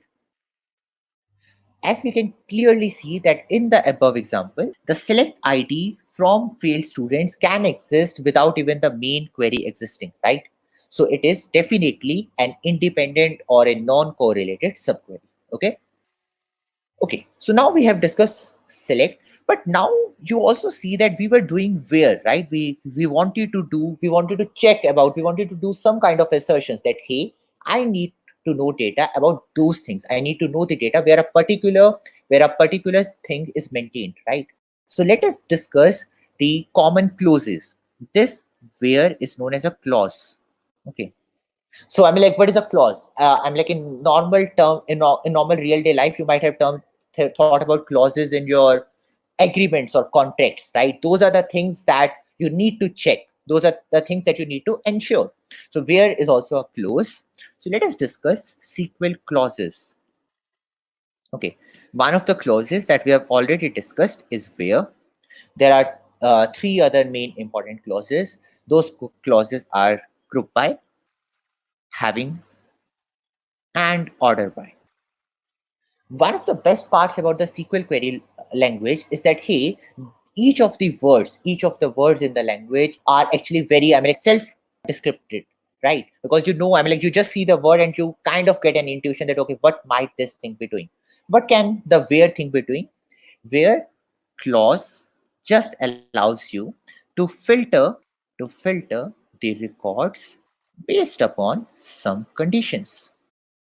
Okay, for example, what were the conditions in the original query that we had written? In the original query that we had written, the condition was that ID should be equal to 1. Let us say that our data had multiple students, and those students, let us redraw a student table. In the students table, we again are having ID, we are having a name, and let us say we are having batch. Okay, and let us say that there is an ID 1, 2, 3, 8, 9, 11, 12. Okay, the name is A, B, C, D, E, F, G, and batch is 2020, 2021, 2020, and 2022. Okay, so now I ask you that, hey, you only need to give me the students who have, the first condition is who are going to pass in 2020, that is who have their batch as 2020. And the second thing, I also ask you that their IDs should be less than 10. Okay, so then what will your where clause have? Your where clause will have two things. What are those things going to be? Your where clause will have, first will be batch is equal to 2020. And what is the second thing? The second thing that your where clause will have, ID is less than or equal to 10. So this is a simple where clause, and a where clause can have multiple things, multiple assertions that need to be maintained. And those assertions can be grouped with and. And if there is and, what do we think that other statement might be? I'm like just similar to and. Suppose if if we have done programming, there is and then there is a or as well, right? So suppose I had, instead of writing and, I had written or. What would the result of this query be? This query will result into all those students who either had a batch of 2020 or had an ID less than or equal to 10. So the query will return this. The query will the query return this or not? The query will return this. Why? Because the ID is less than equal to 10. So this will be returned. This will be returned because this is also satisfied. This is also satisfied. This will be returned because ID is less than equal to 10. This will be returned. This will be returned because batch is 2020, but this won't be returned because neither is batch 2020 or I did this. Okay, great. So that is where clause. Now let us discuss the order by clause. Before we discuss group by and having, because they are interrelated, first let us discuss the order by thing. What do we mean by an order? What do we mean by an order? Order is nothing but an arrangement of things in the way you want them to be arranged, right? Consider order by something similar to sorting. Okay, now I ask you that, hey, please return me the list of all the students. Okay, I just tell you this thing that, hey, please return me list of all the students. You go, you fetch all the students and you return it to me. But in which order will you return? Did I ever tell you that? No, right? So there might be a thing that you ask that, hey, hi, in which order should I return it? So for example, let us take a normal use case. Suppose there are a lot of things in a restaurant, menu, and those things are grouped by being a starter or being the main course or being a dessert. Okay, suppose a starter is represented by a 1, a main course is represented by a 2, and a dessert is represented by a 3. Okay, now one person asks you that, hey, he has maintained in a DB table, he has maintained one starter, one main course, and one dessert. Okay, suppose he has maintained a DB table which is something like what will I eat, what to eat. Okay, so which is food ID. It also has food name. Okay, and also it also has food type. Okay, so food ID can be something, like suppose you are representing breads by something, you are representing some kind of pastries by something like that. Let us say there is a food ID which is 201, which can have a name of pastry, which let us say is a dessert, right? So let us name it 3. Then there can be something he has selected 1. There are multiple things he has selected as main course, so there can be 2 things. Let us say that he has rice and he has some kind of meal or something. Okay, so then there are 100 or 120, and then there is one starter that he selected. Okay, let us say it is XYZ and it has 300. Okay, and this is a starter, so this is 1. In which order will the person like to eat? The person will like to eat in the order that he will have, he will have the main meal in between and then the dessert, right? Okay, so you just go to the DB table and you say that, okay, return all the meals that the person had selected in what to eat. If you return the meals in the order that exists in the table, then you will actually disappoint the person like anything, right? So you need to return those meals in the order of what type of food they are. So you should return pre-meal here, then you should return main course, and then you should return the dessert, right? So you need to order the meals that you bring by food type. So how will you do this thing? So you will say select food. Let us say you select the food ID. Where should you select those food IDs from? You will select those food IDs from what to eat. From what to eat. Okay. But in what order will you select those? You will select those in order of food type. So you will say order by food type. Okay. So then your SQL query will return this thing first, then one of those two things. I'm like, it can return any of those two because they have the same food type, and then it will return finally the desert. Okay, so this is the order by clause. Now let us discuss the other two things, having and group by. Okay, what is having and group by? I mean, like, what is the intuition that you guys get that, okay, what might having represent? Okay, so let us first think of group by. But let us first think of group by. Group by is a thing that is used by aggregate functions. Okay, let us actually talk about group by here. Group by is a statement, is a clause that is mostly associated with aggregate functions. Okay, so what does this mean? Aggregate function means that, okay, those functions who actually compute upon a large amount of data and then return a result. So there can be two kind of functions, right? One kind of function computes upon a single argument and then returns a value. So those are known as scalar functions, which we will come to in depth again. And then there is an aggregate function. Okay, suppose aggregate function, the examples of aggregate functions can be sum, can be average, and those. Okay, so let us discuss about a simple thing. So let us say that you are using a having clause. So you want to know that you have to return those students, I mean, like, who lived in India and the student ID was greater than 5. Okay, so you need to return count of those. So what you will write? So you can say that select count of student ID, comma, country. So I mean, like, let us say that we had a DB table. In a DB table, with every student, I was also maintaining his country. Let us say in this student table, I had a country of first person was India, then this was USA, this might also be USA, this can be UK, this can be India, and this can be India, and this can be India. Okay, so you need to know that which are the people who have a country of India. So that is the very first thing to know. That, okay, so let us say that you need to know who are the students who don't have country India. Let us say we do the reverse. We need to know who are the students that don't have country as India. Okay, then you get the students. Which will be the students that you will get who don't have country as India? You will get this, you will get this, you will get this. That's it. Okay, but now you need to order them in some way. Someone tells you that, hey, once you have filtered those students who don't have country India, please group all the students that had a country together, right? So group all the students who had country USA together, then group all the students who had country UK together, and so on. Okay, so how will you do that? You will say that select count of student ID, comma, country from students. Okay, where what should be the thing? The thing should be that country is not equal to IN, because IN is representing India.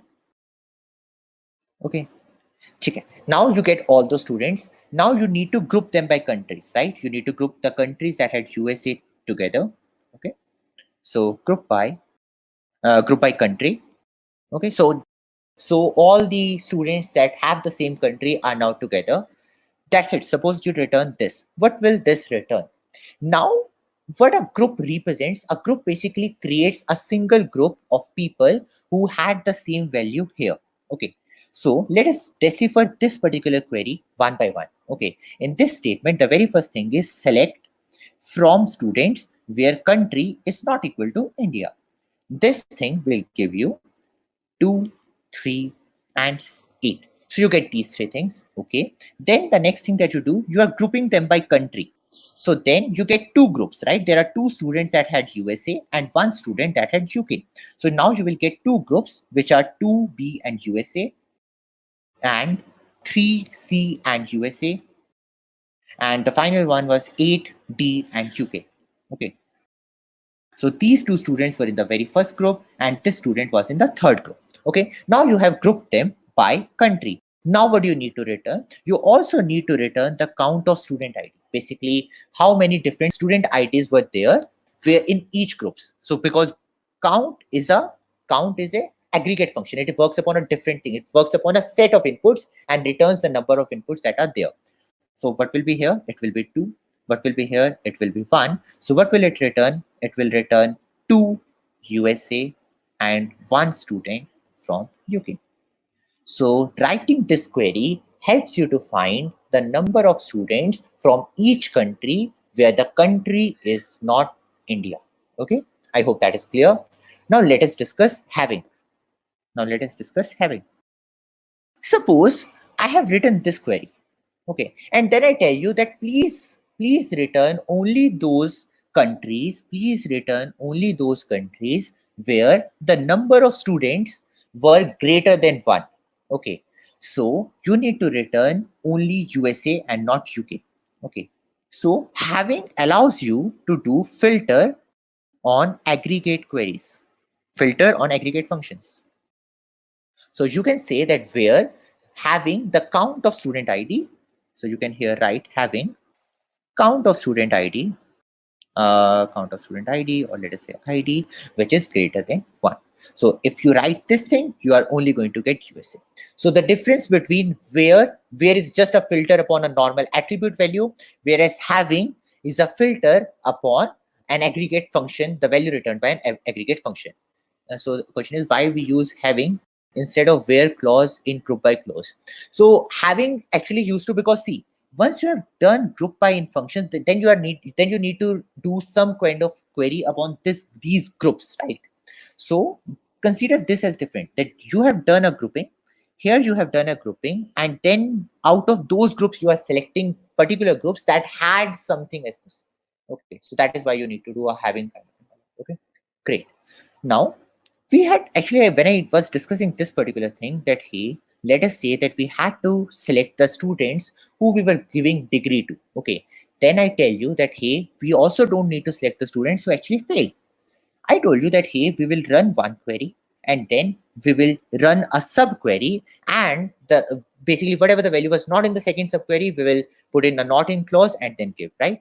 This thing can be done in one query in SQL. So let us discuss three functions, which are union, minus, and intersect. Okay. By the way, I'm like, if you have studied set theory, these clauses seem very similar to what we discussed in set theory, right? Is there any kind of relation between set theory and why these terms are like that? Yes, there is. The reason for that is because the relation that RDBMS system, when they were actually originally the paper of RDBMS actually is representing all these things with notations of set theory. So an RDBMS is nothing but a implementation of set theory, that okay, how you will be doing operations upon data in terms of how you do operations upon set. Okay, so each table is actually a set and not ordered table. So that is why there is no guarantee as to how the data will be arranged in the table. It might happen that this data is somewhere here or this data is somewhere here, because these are sets and not tables. Okay, Achha. Now let us discuss union, minus, and intersect. What is union in a set? What is union in a set? In a set, let us say that we have two sets, A and B. In one set, we have three things, 1, 2, 3. We have four things here, 4, 2, 1, and 5. What is union of A and B? By the way, union in set function is represented by U sign. So what is AUB? This is nothing but 1, 2, 3, 4, and 5. Basically, union is the combination of all the values that is present in any of those two sets, right? If you also notice here that, hey, 1 was present here as well, but 1 was present here as well, right? But in A union B, we got 1 only once. So a union removes duplicates, returns duplicate only once. But what if you want to return, if 1 is present here and here as well, you need to return it twice. What if you want to return 1, 1, 2, 2, 3, 4, and 5? For this thing, there is a union all in SQL. Okay, union all keeps all the duplicates. Okay, so what the union statement basically does is union statements returns all the values that are present in any of the sets. present in any of the sets. Okay. Now, what is minus?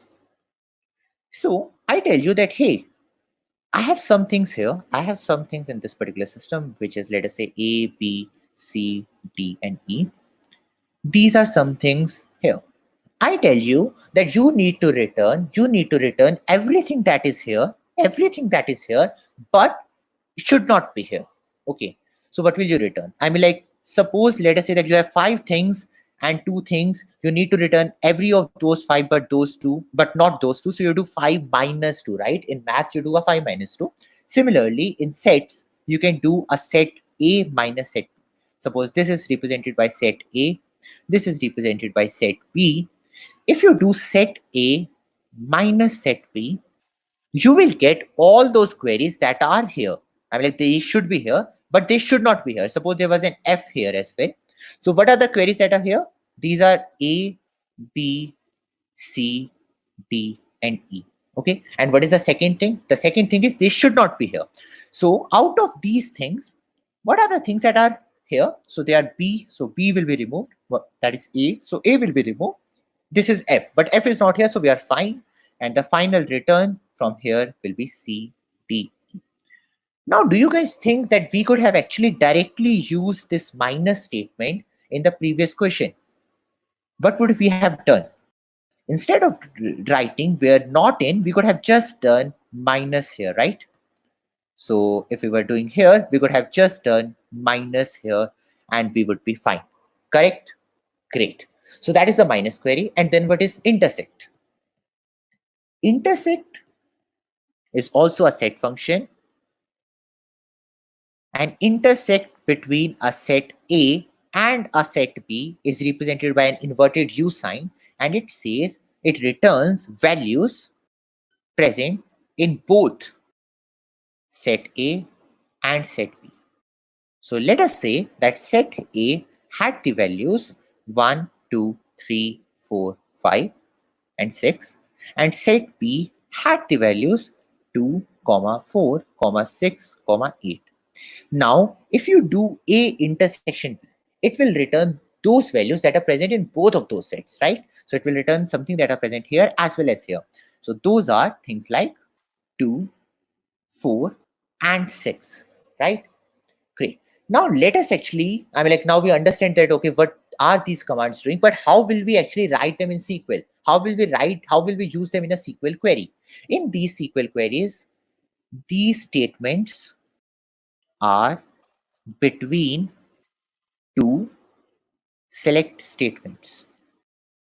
So how will it be represented? So one way can be that he select name from students minus select name from failed students. What will this query do?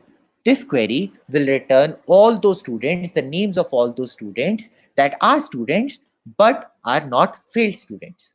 Now I tell you that you need to return everyone who is a member of my university. So suppose my university can have students and he can have employees. Okay. And it can also have other things, but let us say that for now these are the only 2 things, and you need to return everyone who is member of the university community. So now you need to represent a union of those 2 things, right? Either that person can be a student or that person can be an employee. So what will you do? You will do select name from students union select name from employees. Okay. Now there can be one thing that, hey, I need to select those students. Who are actually, let us say, living in a particular city, who are living in Delhi. Okay. Let us say, how will we do that? So we will say select name from students. Okay. Those are all the students, right? And then I have a different table. Let us say my database was arranged like this, that I had a students table and I also had a Delhi students table. Okay. So I need to select all those students that are, first of all, students. And the second thing, that they are also Delhi students, right? So I will do an intersect. I will intersect with select name from Delhi students. So this will return me all the list of people who are present in this set as well as this set. Okay, as I discussed earlier, these terms are actually related to set theory, and an RDBMS is more of like sets and not of more like arrays. Okay, or what is a table. Okay, so these are sets. This is set 1, this is set 2, and this is a set operation of intersect. Okay, so there is a query that is it minus or except. This is a minus. Okay, this depends upon different database management systems as well. Okay, I mean, like, depending upon different DBMS system which are implementing, these concepts might be known by different names, but mostly these are known by the common terminology of union, union all, intersect, and minus. Okay, great. Now let us discuss one of the most important topics that are there in database management systems, that is joins. What is a join basically? Now, as we discussed earlier, that hey, data doesn't appear in silos, right? Some of the data might be here. Also, some information about that student might be in some other table, similarly, and so on, right? Let us say that we are maintaining data about an organization. Okay, let us say that we are maintaining data about an organization. So in the organization table, in the organization data set, we have first thing, we have employee table. And the second thing that we have is, let us say, employee salaries table. Okay, so now the thing is that I need to know the salary of a particular employee. Okay, I need to know the salaries of particular employee, or I need to return to you. Someone comes to you that, hey, please return me. Let us say that this employee table is storing ID, he's storing the first name, he's storing the last name, and let us say that he's I mean, like, he's storing the role. So these are the 4 informations that are maintained in an employee table. And let us say the employee salaries is nothing but an ID, and there is a salary. Okay, now someone comes to you that, hey, please give me the list of all the employees along with their salaries. So now what you need to do is you need to return some data from here along with some data from here, right? So you need to return a group of things. So suppose that there was an ID 1, the first name was A, the second name was B, his role was, let us say, I mean, like, he is a CEO, and then the salary of ID 1 is, let us say, 10,000 some units. Okay, then there is an ID 2, first name is A, 2 people can have the same first name, right? The last name can be C, and let us say his role is a VP. The salary of VP is something like, let us say, 8,000, and so on. And what you need to return? You need to return 1 A, B, CEO, and 10,000, 2 A, C, VP, and 8,000.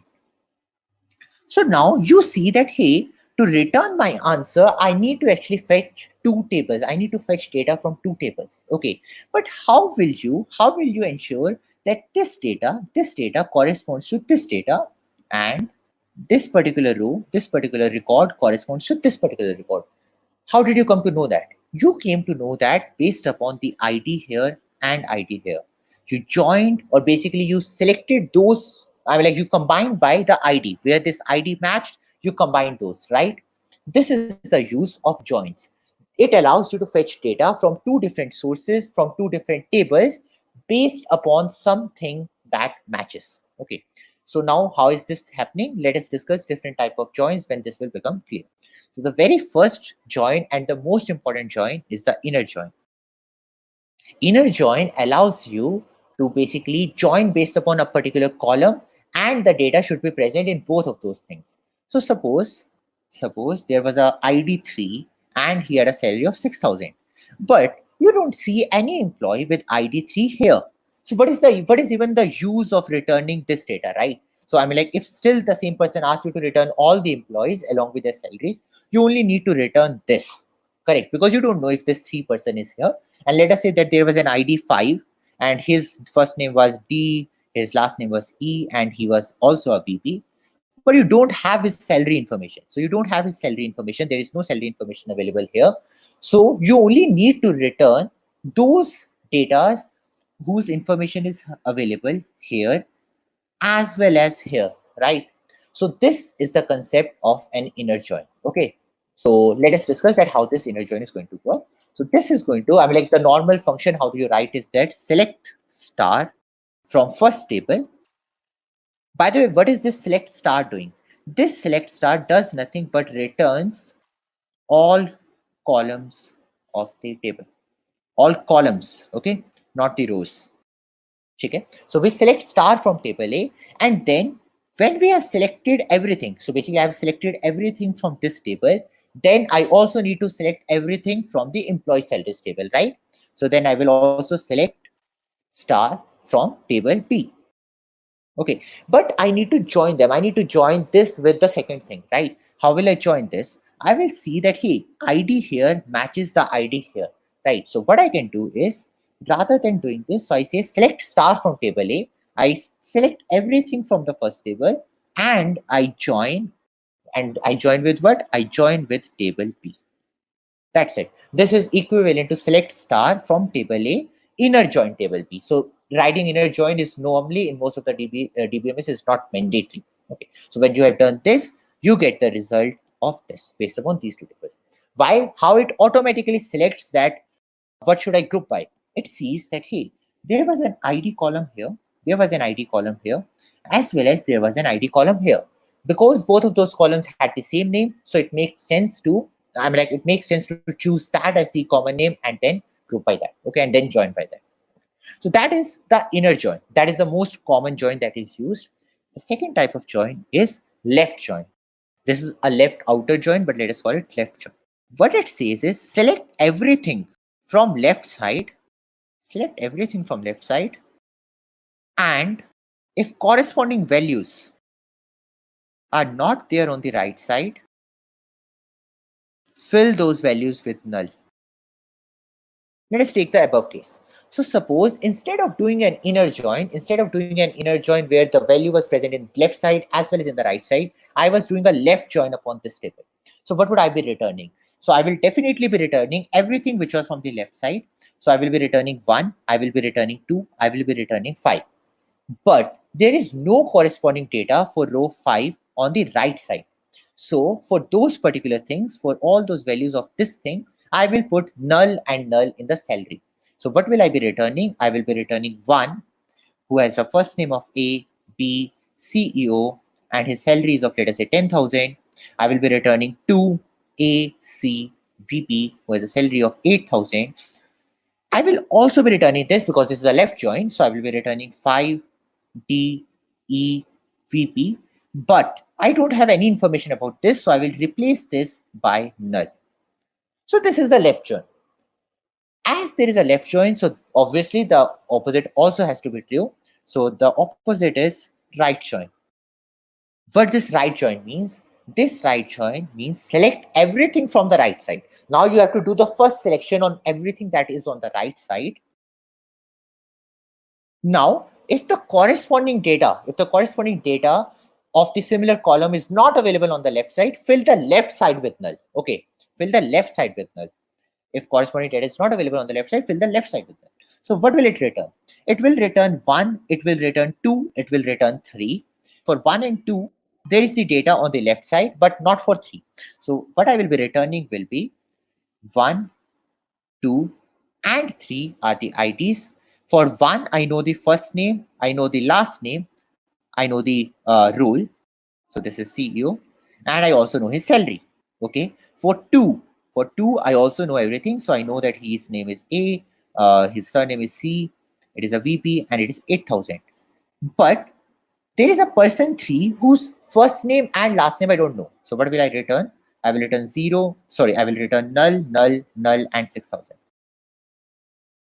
So this is a right join. Okay, so we have done left join, we have done right join. What can be other thing? The other thing can be, if there is, select everything from the left side, select everything from the right side. If left side has corresponding data in right side, obviously do the join. But if there is no data on the right side, fill with null.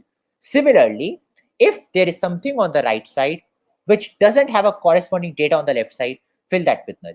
So it's a combination of left join plus right join. And what will it return? It will return, it's known as the full join as well. Full join. Select everything, join if a match, else fill left side or right side by null, depending upon the situation. So let us see what will be the full join output for this particular table. I will be returning everything from the left side, right? So I will be returning 1, I will be returning 2, I will be returning 5. So it will definitely be returning at least these 3 things. Okay. But I will also be returning 3. So I will also be returning 3 because it is present on the right side, but it is not present on the left side. So I will also be representing this thing. So if you see, this is the output of left, this is the output of right. What is the output of a full join? Output of a full join is nothing but union of left and right? So basically, what will be the output of a full join? It will be 1 A, B, CEO, who has a salary of 10,000. Then there is 2 A, C, VP, who has a salary of 8,000. Then there will also be 5, whose name is D, E. Then he's a VP, but I don't know his salary. But I am also doing a right join, so I will also be returning this. So it will be 3, null, null, null, and I know his salary is 6,000. So this will be the output of a full join. Now there is one more thing that that is also there. That is a cross join. So let us say that we have 2 sets. Basically, each select query is nothing but a set, right? So we have a set A and we have a set B. And there are multiple values here. Let us say they are A. These are different rows, right? So these are A, B, C, D. These are, let us say, F, G, and H. Okay. If we have 2 things, if we have 2 different sets, and you have to make a Cartesian product or a cross product, Cartesian or cross product. Okay. What this means is that, hey, combine all the values from the left side with all the values of right side. So basically, what will be the final output? There will be this one row, these. So there are 3 rows. Similarly, there are 3 rows from here. There are 3 rows from here. And similarly, 3 rows from the final D. If there are 4 values in the left side and 3 values in the right side, how many values will be there in the final set of the cross join? If it is a cross join and one side has 4 values and the right side has 3 values, the final values will be nothing but 4 multiplied by 3. Why?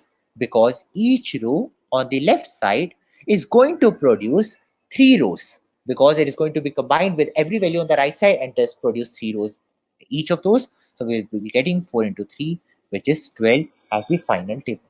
Okay. So there is a question that what if there are more than 2 tables? If there are more than 2 tables, you can use just parentheses to say in which order do you need to find the outcome. Okay. And all these functions are actually commutative. I mean, like union and intersection functions are commutative. So any of those order works. Suppose you have to do intersection of 3 sets. Okay.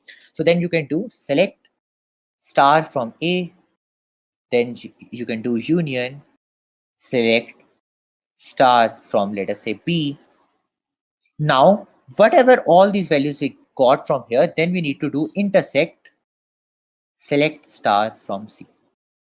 So we can put this in parentheses so that this is executed first, then an intersection with this thing will be executed, and there will be an outer parenthesis as well. So I mean, like, we can group those statements together as we want them to do. Okay, great. Now we have been discussing a lot different kind of joins, but what are we actually working upon? We are actually working upon the data. We are actually working upon getting the data. Suppose you have the data, what is your main idea? I mean, like, you want to get that data as fast as you want to, right? I mean, like, you want that, hey, please get me the data as soon as you can. Okay, so you need to ensure that my queries should run fast. How will you make the queries run fast? I think everyone must have heard about arrays, right? Everyone must have heard about arrays, and you guys would have also heard about hash maps. What is the difference between searching a value in an array and searching a value in a hash map? Searching in an array is a linear time operation, whereas searching, I mean, like, if the array is not sorted, and searching in a hash map is probabilistic order of 1, right? Okay, so what we observed from here was that, hey, in a hash map, we use some kind of different space or some other optimization or some other conversions to improve our search time complexity, right? Yeah.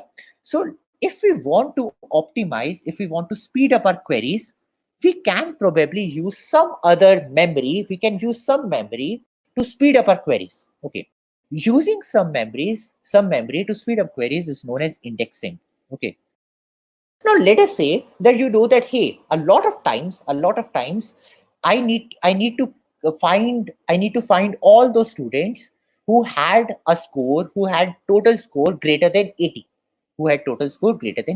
So suppose you have a table, suppose you have a student table in which there is an ID, there is a name, and there is a total score. Again, recall that, hey, SQL is not a array. SQL is a set. Okay, and there is no order in a set. A set can be returned in any random order. So suppose there is an ID student here who has a name A and whose score is 60. Then there can be 2 whose name is B, whose score is 10. Then there is a 3 whose score is 90, and let us say his name is C. Then there is 4 whose also name is A. It can happen that 2 people have the same name. Then it's also 80. Then there is 5 whose name is L, let us say, and his score is 5. Okay. Now, always there are a lot of queries that come that, okay, each query you have is that, hey, find all the users, or find total number of users who had sum or who had score greater than equal to X. If it was an array, I mean, like, if suppose this was the final data set that you had,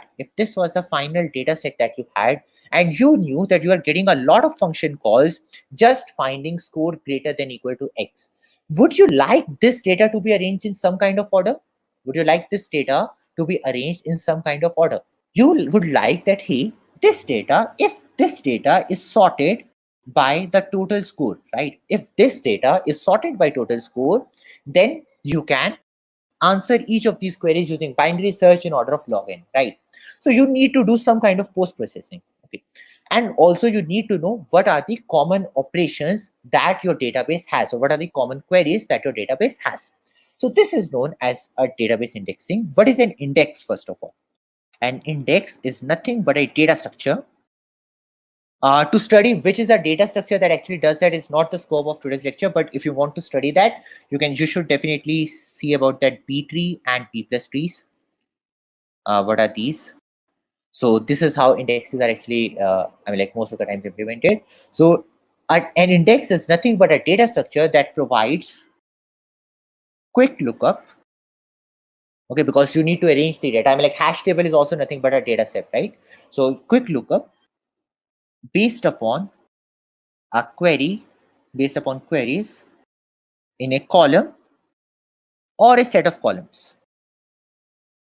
What do I mean by set of columns? Why set of columns? Okay, sometimes it can happen that, hey, suppose a lot of times that you have queries that are actually not just based upon a particular column, but are based upon a conjunction of multiple columns, right? That all the students who have a name beginning with, let us say, B, and who had a score of less than equal to 80. Okay, so then you probably need an index upon 2 columns, which can be name, and the second thing can be total score.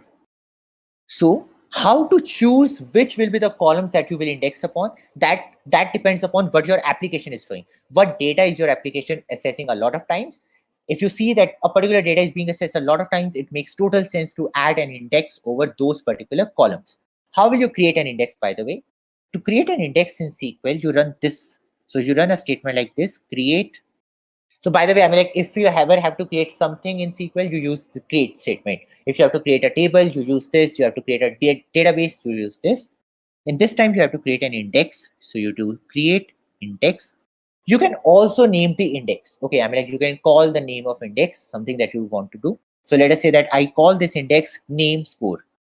So I create an index whose name is name score.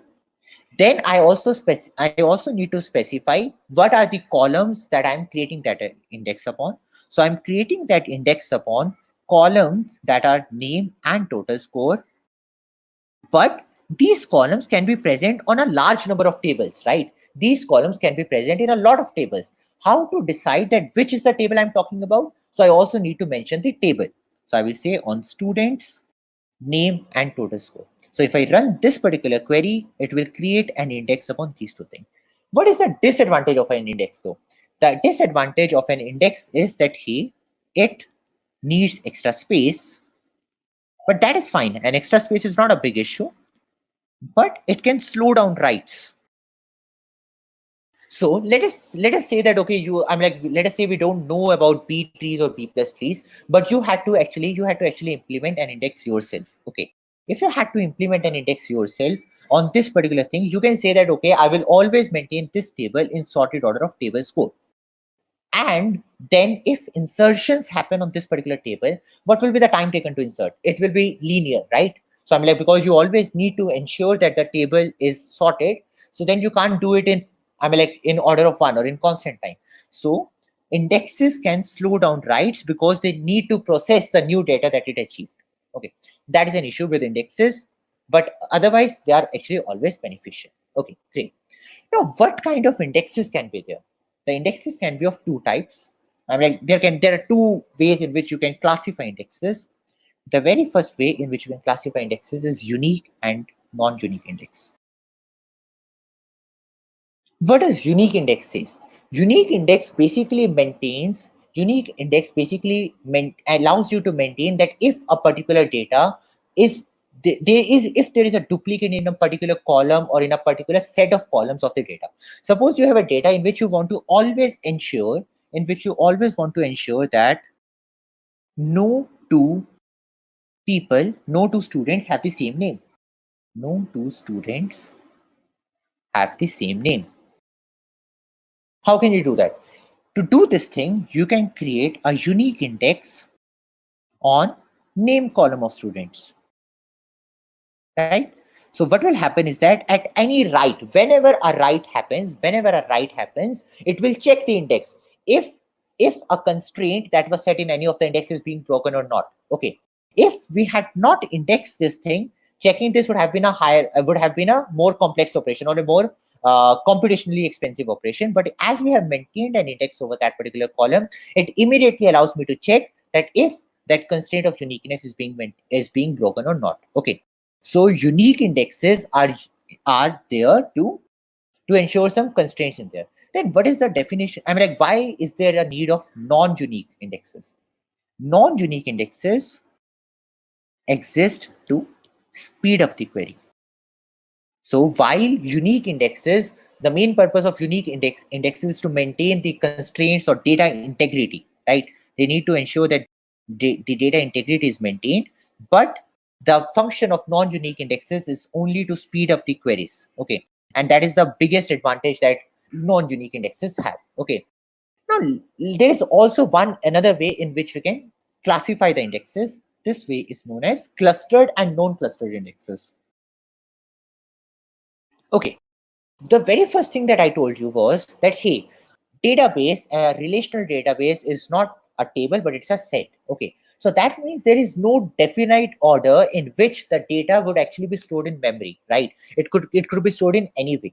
Okay, now if I tell you that my query is always to select people in order of their roll numbers.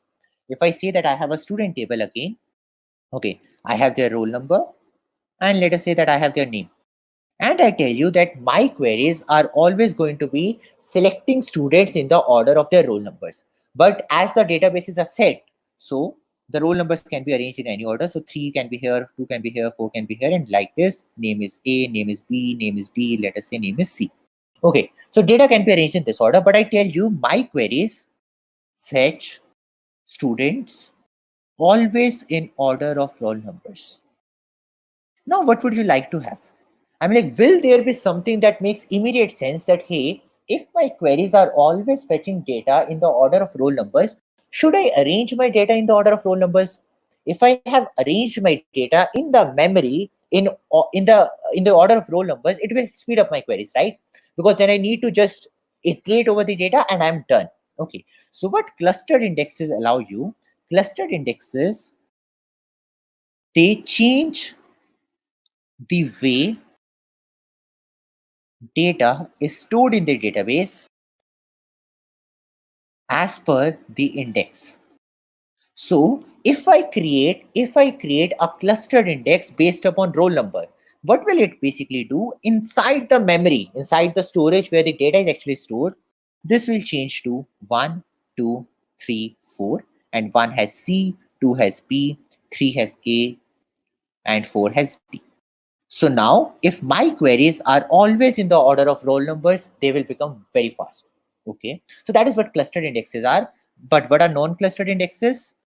Non-clustered indexes maintain a separate data structure to optimize queries.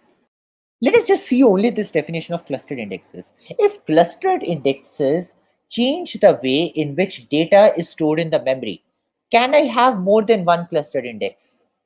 No, right? Because if I have more than one clustered index, then I need to store the data inside the memory as per the conditions of two indexes, which is not possible, right? Because there can be only one way in which I can dictate the order the data has to be stored in the storage, right? Okay, so one issue with the, or basically one thing with the clustered indexes is, the very first thing is that there can be only one clustered index, while there can be multiple non-clustered indexes. Okay, the second difference between clustered and non-clustered index can be that the clustered index changes the order. Clustered index affects how data is stored in memory, while non-clustered indexes don't. Okay, let us say that we have these two things. If we have a clustered index upon a particular column, and also if we have a non-clustered index upon a particular column, which of those do you think will be faster? If we have a clustered index, basically because clustered index is actually directly affecting the data set, right? And it is storing the data in the way you are assessing. Also, you have a non-clustered data set. Which of those do you think will be speeding up the queries more? Obviously, the clustered index will have even faster queries, right? Clustered indexes have faster performance with respect to non-clustered. Okay, because in a non-clustered index, you actually first talk with a different data structure, and then that data structure depicts that, okay, now fetch this data, now fetch this data. Whereas in a clustered index, the data itself is stored in that manner, and thus it helps you to speed up those queries. Okay, great. Now let us actually talk about something called as views. What are views? What a view is, let us say that I need to have one source of truth. Okay, so I say that there is always one source of truth, and a lot of times I'm storing data about students again, let us say, and I am also storing their gender. I have students, suppose I have their ID, I have their name, I have their batch, and I have their gender. Okay, so let us just write few things. A 2020, gender can be male. 2, which can be P, which is 2020, gender can be female, and P can be A, let us say C, whose batch is 2018, who can be, let us say, again female, and 4 can be T, 2019, can be a male.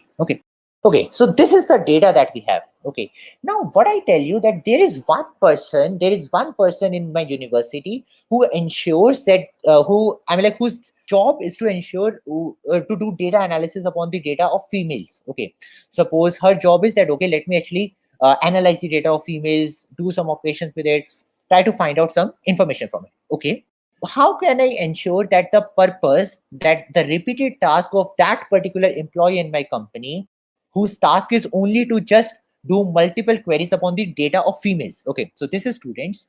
Then one way can be that I create another female students table. So one can be that I create another female students table, and that female students table will be like this: name, batch, gender, and then there will be 2B 2020 female, then there can be 3C 2018 and female. That is one way in which you can do that. Do you guys realize that there is some issue with this? There is some issue in which the data is being arranged here. The issue with that is, now if a new student gets added, suppose there is a new student that gets added whose ID is, let us say, 5, name is E, batch is, let us say, 2019, and she is also a female. Now we don't just need to put the data here, but we also need to put this data here. Okay, and if by mistake you forget to put this particular data at this side, then the employee whose job was to ensure the data, to do some operations or analysis over the female data, will go wrong. Okay, so what would you ideally like to have? You would ideally like to give the employee who is working upon the female data a view, a subset view over the students data, right? That hey, he can see what is the data of students, but only that subset of the data of students where the gender was female, right? That makes sense. How can we do that? We can do that by creating a view. So a view is nothing but a select statement, that that gives an intuition of a different table,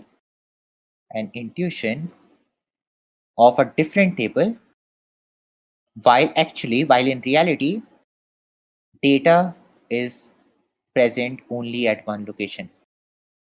Let us see how this works. Like, suppose we have this data only, then what will a view do? A view will actually, let us say that this is, it kind of like is a camera over that thing, that okay, it allows you to see this thing but with a filter. So here this view is, let us say that the female students is no longer a table, but female students is a view. This view behind the scene is just running a select query, which is just selecting those students from the students table that have gender as female. But the employee whose task was to work upon female students can now use it as she would have instead used a female students table. That is what a view does. So view basic. And now what would happen? Now if you ever do a write here, now if you add a new thing, you just need to add it here. As soon as you add it here, this view will automatically get updated because there is only one single source of truth. Okay, awesome. Now let us discuss some of the, how can we do the where clause? Okay, we have a where clause, right, that we have discussed. One way in which we have used the where clause till now is using equal to, right? Using directly checking for equality or checking for less than equal to and all those things.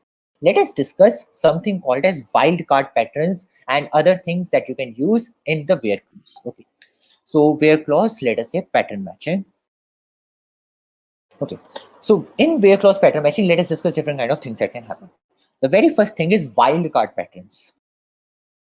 Suppose a complaint comes to you about a person, and the person who actually did the complaint didn't know the exact name of the person who did the crime. Okay, and then what he tells you that I just know one thing, that hey, his name starts with KH.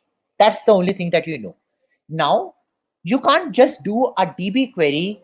You can't just do a SQL query where name is equal to KH, something like that, right? So you would like the name. So you want to do a SQL query where name starts with KH. Okay, how can you write such query in SQL? In SQL, you can have pattern like K percentage. What KH percentage means? This means KH and followed by any sequence of vectors. This can represent KH. This can also represent KHA. This can also represent KHAY, and similarly, right? Great. So this is what a percentage or a wildcard pattern is. So how will you use this wildcard pattern? Suppose the task that is given to you is find all students whose name begins with KH. Okay, suppose this is what the data that is, the question that is given to you, and the data set is something like this. This is the student table, and in this student table, you have an ID, you have the name, and you have, let us say, batch. That should suffice. So there is a student with ID 1 whose name is Khyati, and the batch is 2016. Then there is student name number 2 whose name is, let us say, Aman, and whose batch is also 27, let us say 2017. Then there is student 2 who is Khayal, let us say, that might also happen. Then his batch is 2016. You need to find all the students, and let us say that there is also one more whose name is Kamal. Now, what will this query do? So we need to find all those students whose name starts with KH, right? Whose name starts with KH. So that means we need to return this, we need to return this, and that's it. Okay, we don't need to return this because this starts with KA. So what SQL provides you? The SQL provides you first the wildcard pattern, and the second thing is a like statement, is a like keyword. So you can write thing like that, hey, select star from students where name. See, when we actually know the exact name, we use the equal to sign, right? But now we don't know the exact name. So instead of equal to sign, we have to use like, where name like, and then I will say KH percentage. I hope that is clear. Okay. Now, rather than finding all the students whose name is KH, I tell you that, hey, the question is changed, but I need to find all those students in between their names. Suppose A and AMA is coming. Suppose I need to find all the students that have AMA in their name, anywhere in the name. I mean, like, it might not be the starting characters, it might not be the ending characters. What can be a real world use case? Suppose what do we say that, okay, I mean, like, an examination is going on, and the invigilator finds a chit, and the invigilator finds a chit. On that chit, the name of a person was written. It was AMA. Now the invigilator wants to know who might be the students, who would have done, whose chit that might be. Okay, so now you need to find all those students that had AMA in their name. How can we do that? To find all those students that had AMA anywhere in the name, we can write percentage AMA percentage. So what this percentage symbol is representing, basically, if we see from this particular thing and from this particular thing, is any sequence of 0 or more characters. Okay, so this percentage AMA will match Aman. This will also match Naman, but this won't match Amit. Okay, so what can we do? We can just write a statement, select star from students, where here we wrote where name like this. So here we can write where name like percentage AMA. Now, we had also discussed a thing like, I mean, like, in the very beginning of this video, that if we want to remove a subset of the queries from my statement, right? So I had used a not keyword, right? What this not keyword allows you to do, this not keyword allows you to omit those results present in something else. So let us say that my just query just changed. I somehow know that, okay, the person who had did this, I mean, the person who did this thing, his name just doesn't have AMA. That's the only thing that I know. Okay, then what can I mean, like, how can I find all those students that had, how can I find all those students that didn't have AMA in their name? I have to find all those students that didn't have AMA in their name. I can just use this not keyword. I can say select star from students where name. First we were doing where name like. Now we don't want the name to be like something, right? So we can say where name not like percentage AMA percentage. So if we run this query, this will return Amit, but this won't return Aman. Okay, now we have discussed three things. We have discussed percentage at multiple places. We have also discussed not. There is also a specific sign, okay, a wildcard for a specific position. That is nothing but the underscore sign. Okay, what it says, suppose I want you to find all those people, all those students, the third character in whose name was, let us say, M. Okay, so if I only want you to find all those students, the third character whose name was M, but anything else can be anything else. Okay, so I want to return Naman, and I want to say, let us say that there is something called Lambert. I need to return this as well. But I don't need to return Amit. Okay, suppose this is what I want to return. Okay, so how can I do that? I know that the first two characters can be anything. Then there should be an M.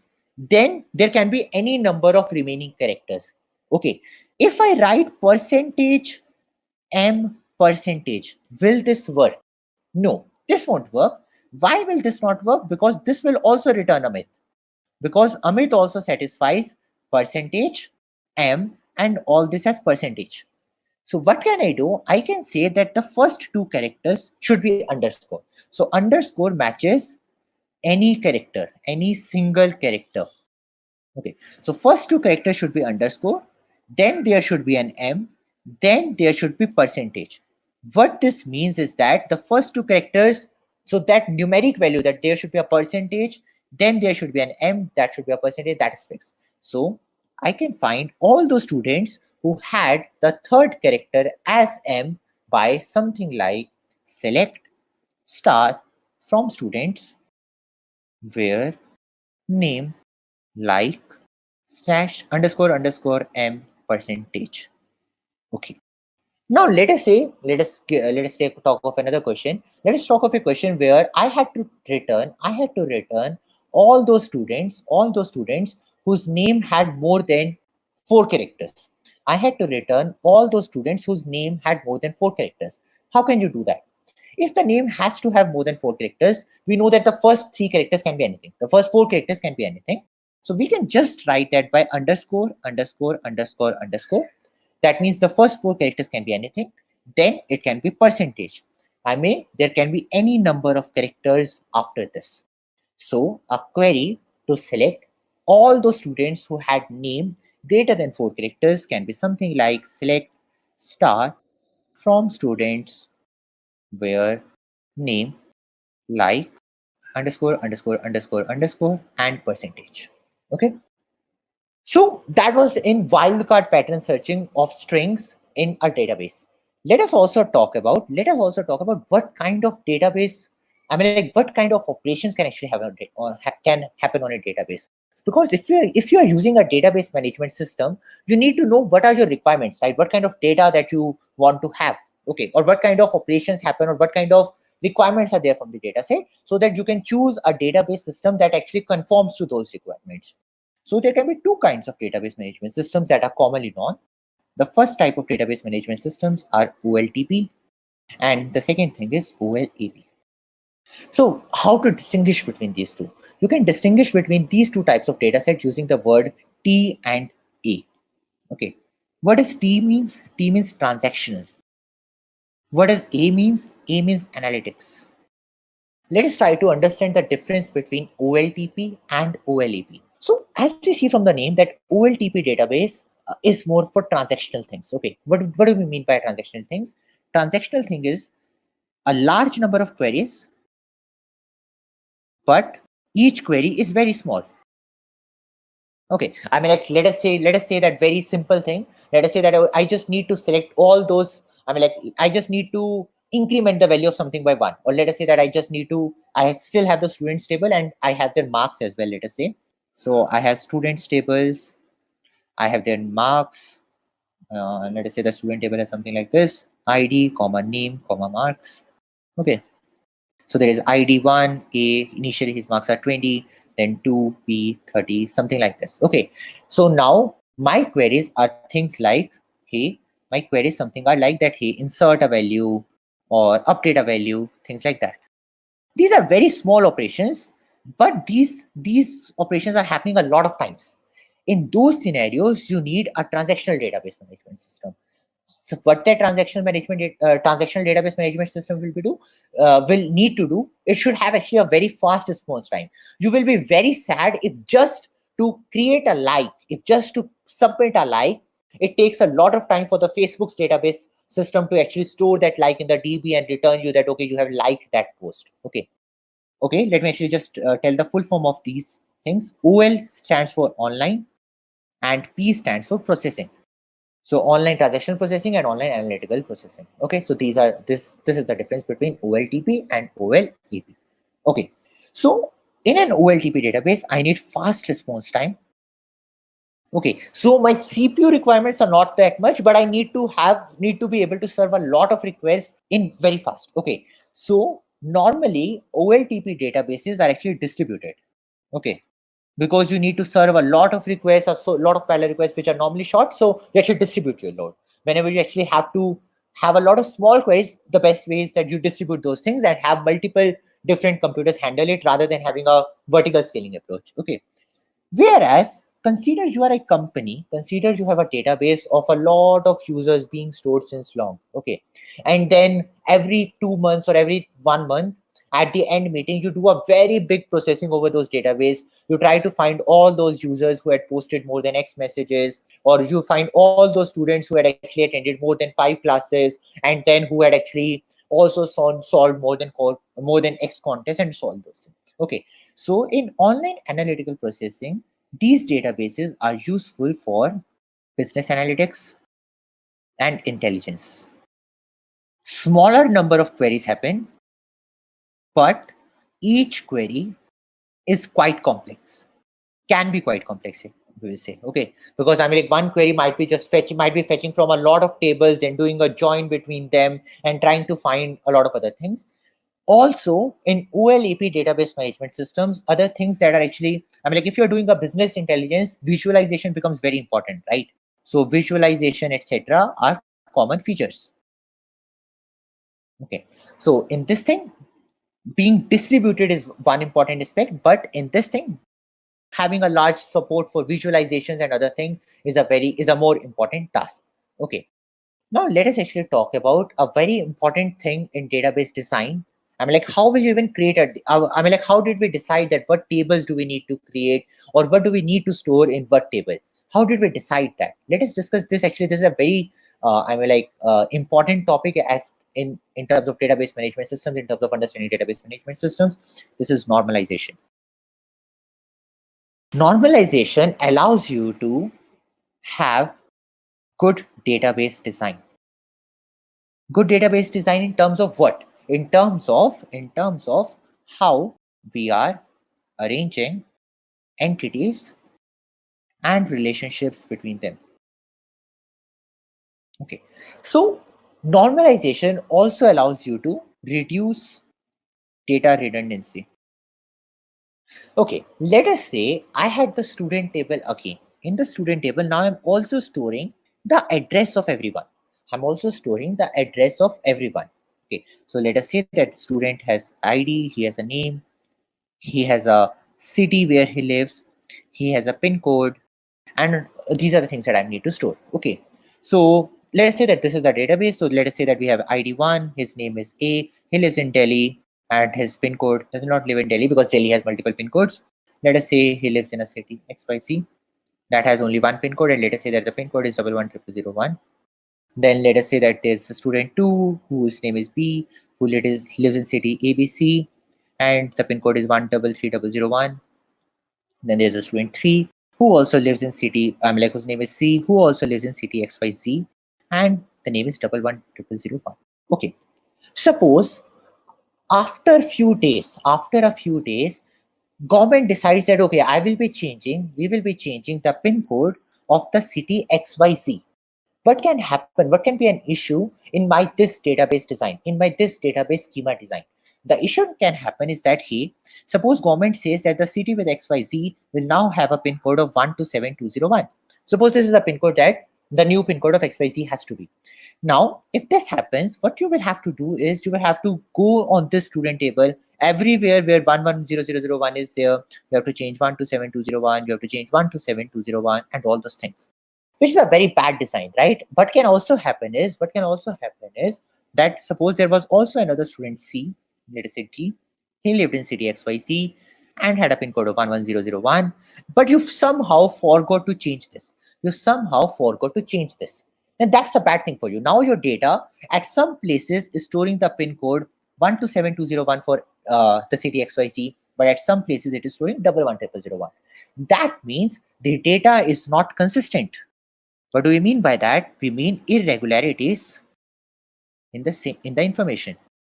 So what would you ideally like to have? You would ideally like to have is that, hey, all these cities, I mean, like, the city and pin code, because a city can be recognized just by the pin code, right? So I would ideally like to have is that somewhere I'm maintaining the pin code and the city name. If I am somewhere maintaining the pin code and the city name, I can ensure that these consistency issues are reduced to minimum, right? So what will be very good for me is that, let me have a ID, name, and pin code here, or let us say, instead of having one table storing this, I can have a student table that only stores ID, that stores name, and that stores city ID, right? And I have another table, which is city table, that is storing city ID, city name, and pin code. Now we have 1A and let us say 1 here. Also we have 3C and 1. We have 4D and 1. Now we have 2B and 2, let us say. So we can say that the city ID 1 has name XYZ and has a pin code of 111001. City ID 2 has name ABC and 133001. So now if government decides to make the change, you only need to make one change, that is here. And this thing will automatically conform to new changes that happened here, right? So this is the advantage that you get by making your designs of databases very good. Okay, so these are known as normalized databases. Okay, but how will you decide that there is a need to improve the database design? Let us discuss normal forms for that. There are 6 normal forms actually, but greater than 3 normal forms are not actually used much. So we will be discussing here 1NF, 2NF, because those are more prominent. Let us discuss what 1NF says. A 1NF data, a table, or a database schema design is known to be satisfying 1NF if there are no multi-valued attributes. What do we mean by no multi-valued attributes? Suppose you have a library management system, and in a library management system, you store which books have been allocated to a particular student. So you need to have a table, let us say allocation table, in which you have a student ID and you have a list of books. Okay, so suppose there is a student whose ID is 1 and he had bought and he had rented, let us say, 5 books. So those books had ID 101, 120, 113, 120, and let us say 121, and let us say 180. Okay, so there can be a student 2 who has rented 3 books, let us say 11, 113, and 21. So on. This database schema design in which any of the table can have more than one rows is, in which any of the column can have multi-valued attributes, because this attribute has multiple values. This is not just a single value. This is not just an atomic value. So this does not satisfy 1NF. So how will we convert this data into 1NF form? How will we convert this data into 1NF form? We can change this data into 1NF form by splitting this data. Like this. Student ID and books, and say 1, he has 101, 1, 120, 1, 113, 1, 121, and 1, 180. Similarly, 2 has 11, 2 has 113, and 2 has 21. Okay, this data, this satisfies 1NF, this does not satisfy 1NF. Okay, so that is how you convert a data set that is not satisfying 1NF into a data set, into a schema design that satisfies one normal form. Let us discuss about second normal form as well. 2NF data, the exact theoretical definition of this is that there should not be any column, or a set of columns that can be uniquely identified, by anything other than the primary key or the candidate keys. What are the primary keys and what are the candidate keys? We will discuss in a moment. But let us take care of this thing. Let us see the example that we had here. Let us see the example we had here. What was the primary key of this table? Let us firstly define primary key as a row, as a column value that has to be unique. For any record in the table. So, for example, if we see, the ID has to be unique. No two students can have the same ID. That is the main source of distinguishing between any two records. Okay. So what it says is that, let us see this pin code and this city thing. Do we think here that pin code actually doesn't need this ID to be uniquely identified? Pin code can be uniquely identified if we just know the city. But city is not the primary key, right? Pin code can be identified by the city, but city is not the primary key. That means there is a subset of columns in my schema design that can be uniquely identified without even the primary key, which is ID. So how can I convert this data set into second normal form is what we just did here. But the conversion that we had done here was nothing but the conversion of a data set that does not comply with second normal form into a data set that complies with the second normal form. Let us actually take one more example. In which we can do that. Okay. Suppose, let us say that this example is actually present also on the interview bit practice forum of this. So what it says is that, hey, let us say we have a students table. We know the student ID, we know their name, and we also know if he's a Mr. or if he's a Mrs. Okay. Then we say that, okay, let us say that we have students, we have ID, we have name, we have gender, and we say that what is the salutation that we use for them. Okay. So let us say that salutation can only be Mr., Miss, or let us say it can be Doctor. Okay, these are the three salutations that are allowed. Okay, can we somehow know these three things by some other thing? I mean, like, let us say that currently I'm maintaining students like this. One whose name is A, whose gender is, let us say for now we have only Mr. and Miss. Okay, we name it A and gender is male. We have student B whose gender is female. We have student 3 whose gender is A, whose name is B. This salutation will always be Mr., this will be Mr., and this will be Miss, right? But actually what we realize here is that, hey, if we just know the gender, we actually know the salutation. So what happens if I suddenly decide that or I will call all the males not Mr. but suppose Master? I might decide that. Then I will have to iterate over the students table. and update this and that can lead to consistency issues. So this is where like, if these are the two columns that can be uniquely identified by something other than the primary key, we split these set of columns into a different table. So we split this by only maintaining gender here. So let us say that we are maintaining ID, name, and we are maintaining gender ID. Okay, so we are saying 1, 2, 3, she is A, he is B, he is A, then gender is 1, 2, 1.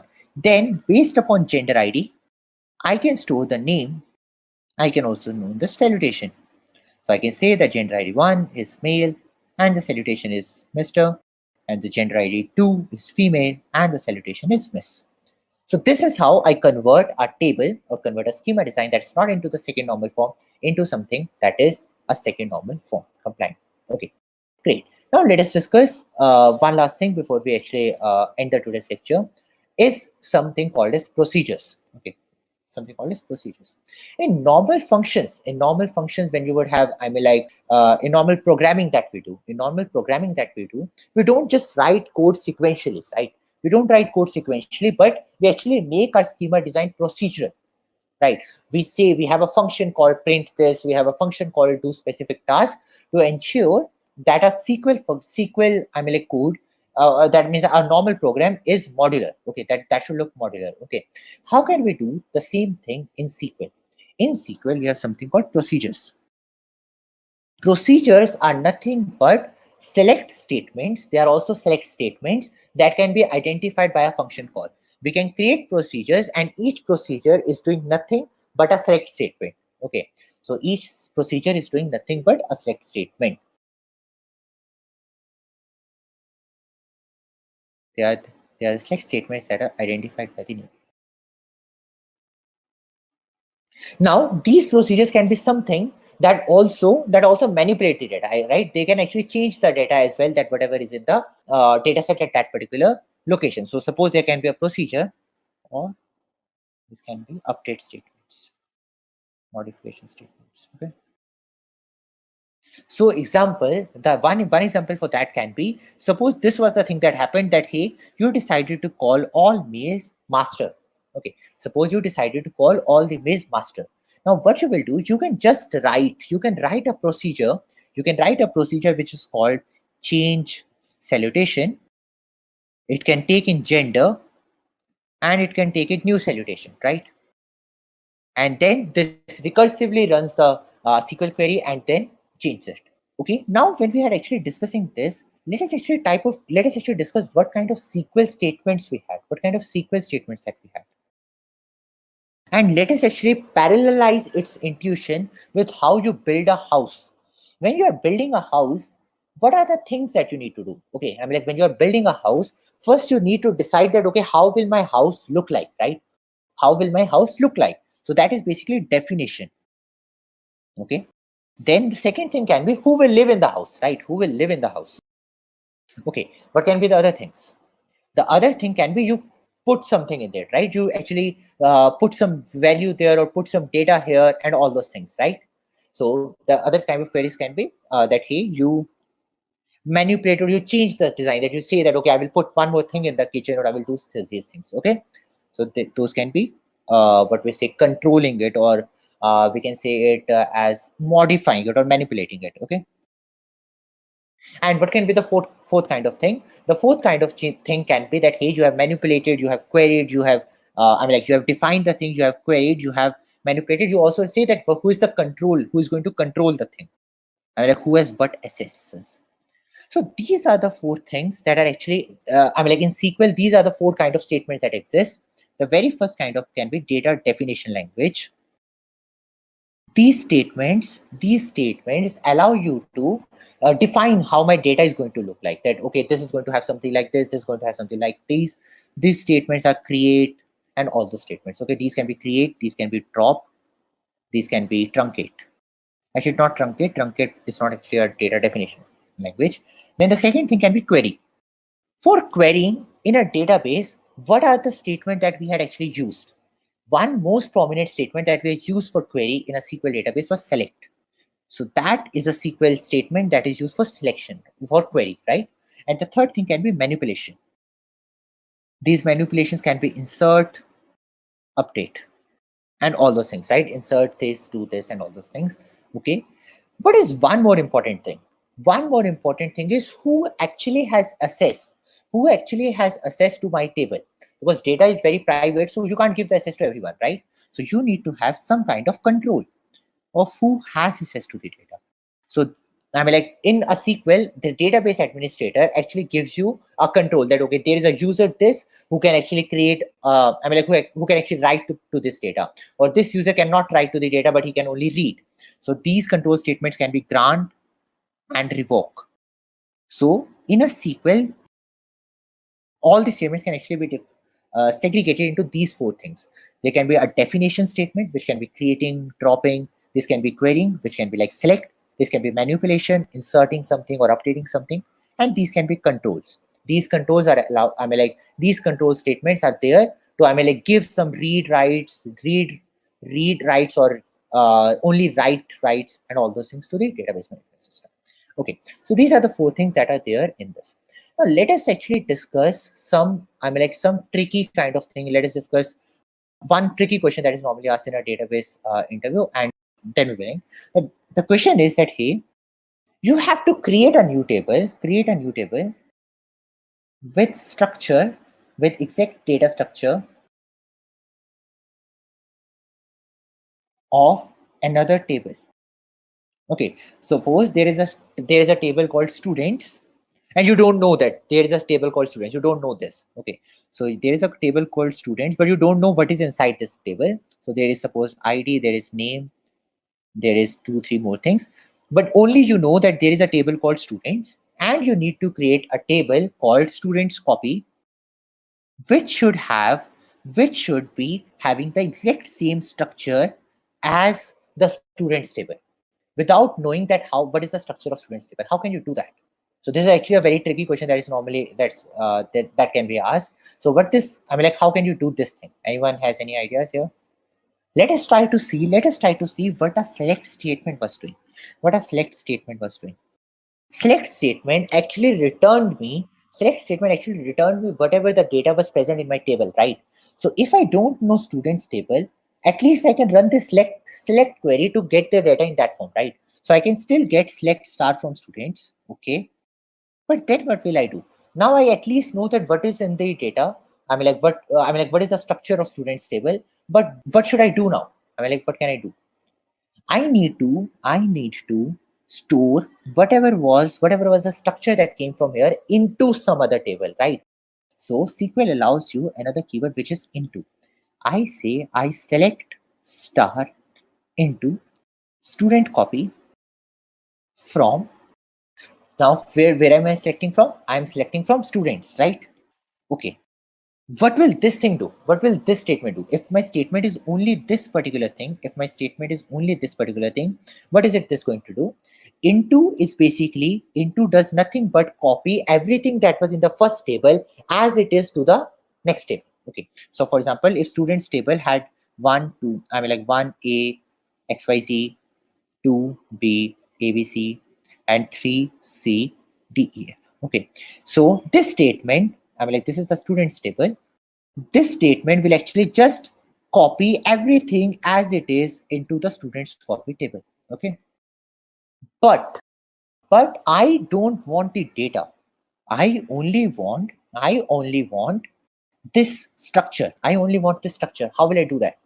I can say, I mean, like, because I have written a select statement, then I can have a where clause, right? Then I can have a where clause. Okay, I will have a where clause, but what to put in the where clause? I need to put something in the where clause such that none of these rows actually get carried forward here. So I mean, like, the statement should be something that is always false, right?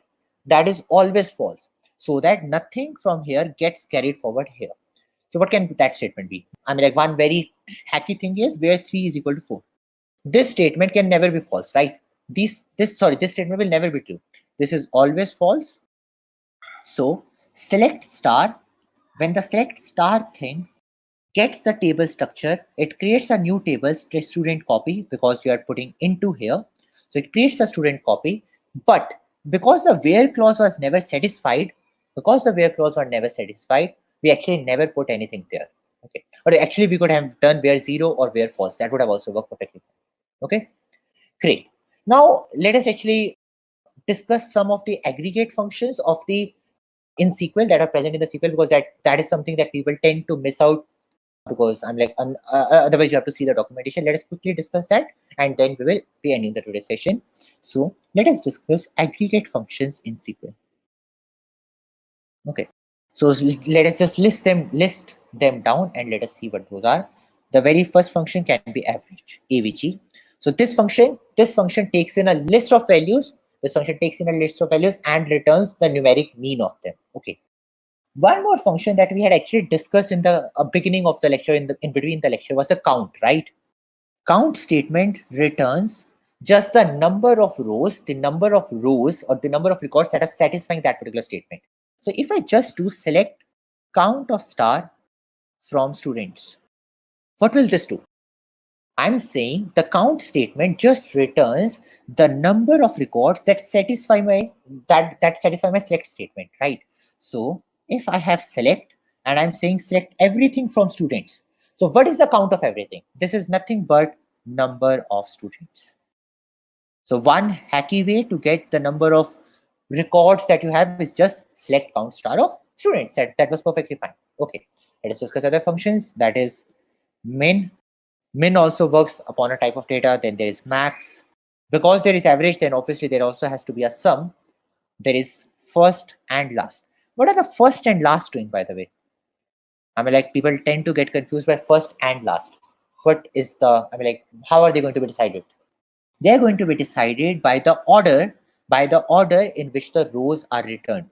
So the first will return the first element in the order in which select statement would have returned the values.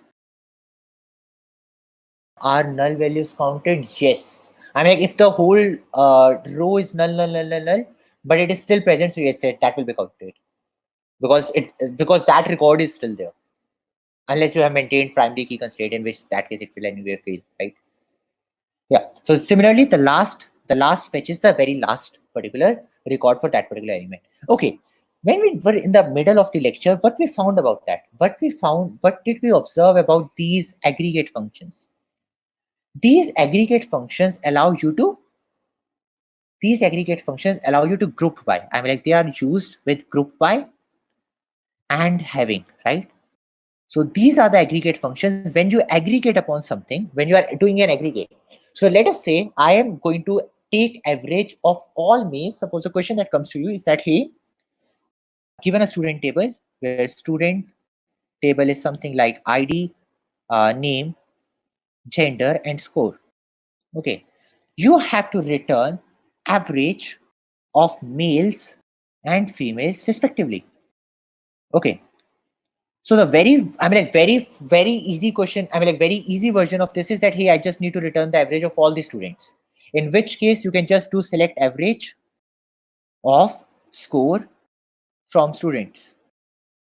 But now you have to select average of males and female in different groups. How will you do that? In that case, you will have to group those students by their gender, right? You will have to group the students by their gender. So you will still have to select average of score from students. But now all the students are not one group. All the students are not one single group. There are multiple groups. And how are those groups being made? Those groups are being made by their gender. Okay. Select average of score from students, group by gender. Okay. So this is how the group by statement comes into effect. I hope that is clear. Okay. Now let us actually discuss these are the functions that are aggregate functions. These are working upon a set of data.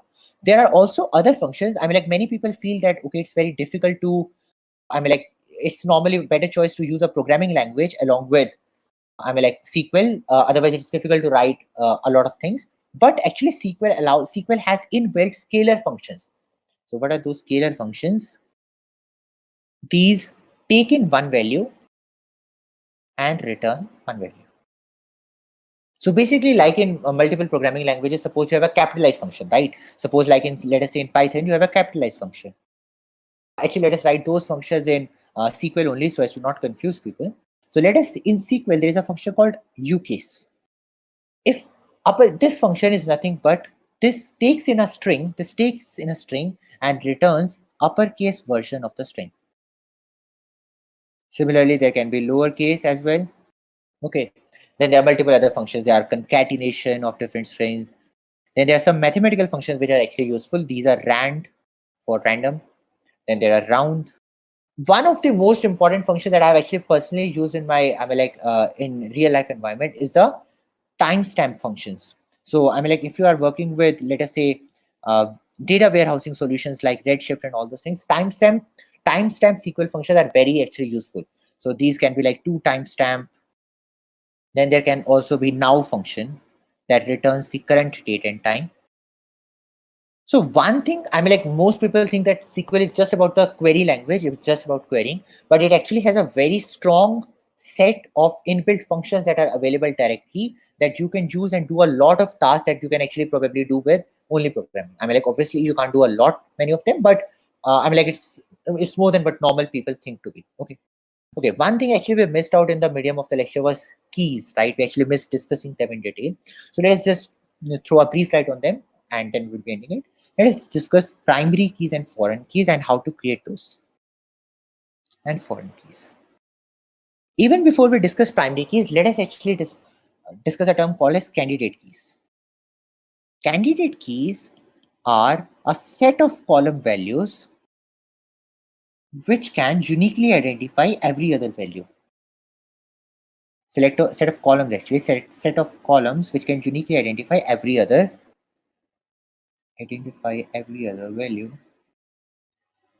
value in a record. What do we mean by this? So basically, let us take care of a student's key. Let us take care of a student's table again for the last time. So let us say the student has an ID, he has a name, and let us say he has marks. Okay, and that's it. Or let us say even as a gender. Okay. So let us say the student with ID A has name A, score 20, and gender M. Then ID student 2, he has name B, he has score 30, and gender female, he has student 3, he has name C, 31, and male. Okay, so suppose I just tell you the ID of the student. If I just tell you the ID of the student, you can directly go and say that, okay, the student with that ID had this name, had that score, and that mail. Okay. So I mean, like, if you just know the ID, you can know all these three things, right? Let us only consider this table, the current values in this table. Do you think in this current value, name will also be uniquely able to identify all the other attributes? If I tell you that please get me data where name is A, please get me data where name is A, will it be able to uniquely identify all the values? Yes. In the current set, it will be able to, because there is only one person with one name. So A has only one person, B has only one, C has only one. So if I only know name, I can directly get the score, I can directly get the gender, and directly get the ID. Is gender enough? Is gender enough to get the data? No. Gender is not enough to get all the other values of the data set, because there are multiple people who have the gender male but have different name, different ID, and different scores. So the columns, that is for this example, name and ID, that can uniquely identify every other values are candidate keys. So candidate keys can be a single column or a set of columns. What is primary key then? Primary key is the key that the Dbms uses to uniquely identify a record. Okay. It can also be a single column, or it can be group of columns. Okay. So let us see the student and books table that we had actually written above, right? Above we had actually written a student table where what we had was that, hey, which student has rented which books. So there we had a student ID and book ID, right? So if student 1 had taken book 201, he had taken book 202, he had also taken book 203. Then student 2 has taken book 101, he had also taken 202, he had also taken, let us say that there is a student 3 who has taken 203. Suppose these are the students and this is a table. What do you think can be a primary key of this table? Can it be only student ID? Can it be only student ID? No, because there is no, I mean, like, if I just tell you student ID, you can't uniquely identify the value. This student ID is associated with this book ID. I mean, like, there is this thing, this is also associated with this is also associated with this. So basically primary key can be can be the set of columns whose value, if you know, you can uniquely identify a row. You are guaranteed to return a single row. Okay, so for this particular table, the primary key will be student ID comma book ID. Both the columns together constitute the primary key. And let us actually discuss how will we create a primary key. I mean, like, in a SQL statement, how will we create a primary key? To create a primary key, you can either do, the very first way in which you can do that is while creating table. So while creating table, you can do create table. You tell the name of the table. Let us say that the name of the table is students. You create table students. In this table, we are actually maintaining student ID and book ID. Let us talk about this thing. Let us say here we maintain the ID as this. Okay. So when we create a table, we have to tell what is the name of the column. And then we also have to tell what is the data type of that column. So let us say that ID is an integer. Okay. And I mean, like, let us for now keep it as it is. Then we say that, okay, we are also storing a name. Name is nothing but a string, right? In SQL, a string is a varchar. It's a variable character of how many characters max? Let us say it's 255. So at max, that can be 255 characters. And then here we have, let us say, score, which can also be an integer. And let us say we finally have a grade. I mean, like, let us say we don't have a gender for now. Okay. Then we have to decide the primary key. So we can write primary key, and in the parenthesis, we set what that primary key is. Okay, that is one way. While we create the table, we actually write what is the primary key going to be. But suppose you had actually created the table and you forgot to add the primary key. What will you do? If you forget to do something that you had actually written while creating a data or while defining the data, you can use the altered keyword. Altered keyword is used to alter the initial data definition that you had done. So you can do alter table students where and you first you say that I am now going to alter my table. So that means I'm going to add something to it. what I'm going to do, I'm going to add primary key, and that primary key is going to constitute only ID. That is how I use the alter keyword and get this particular thing done. Okay, so that is about the primary keys. Let us actually briefly discuss, I'm like, before we come to foreign keys, let us actually briefly discuss the constraints. Okay, so I also want that, hey, I tell you that there should not be any student whose name is empty. Okay, I don't want any student whose name should be empty. Okay, that means I want that student's name should definitely be present. So SQL provides us a list of constraints that we can use upon our data definition. Okay, so one of those constraints can be unique. Then the other constraints can be not null. Then there are other constraints like that can check a particular value. That, okay, unique constraint says that value in a column or a group of columns should never be duplicated. Okay, not null says value should never be empty. Then one of the constraints that we have discussed is primary key. That primary key by default says that it should be unique and it should be not null. Okay, then there is also one more constraint that we can say default. So I tell that, hey, if I somehow miss to give the value of a particular column, please set it to this value. Please set it to the default value. Okay. Then one thing can be check.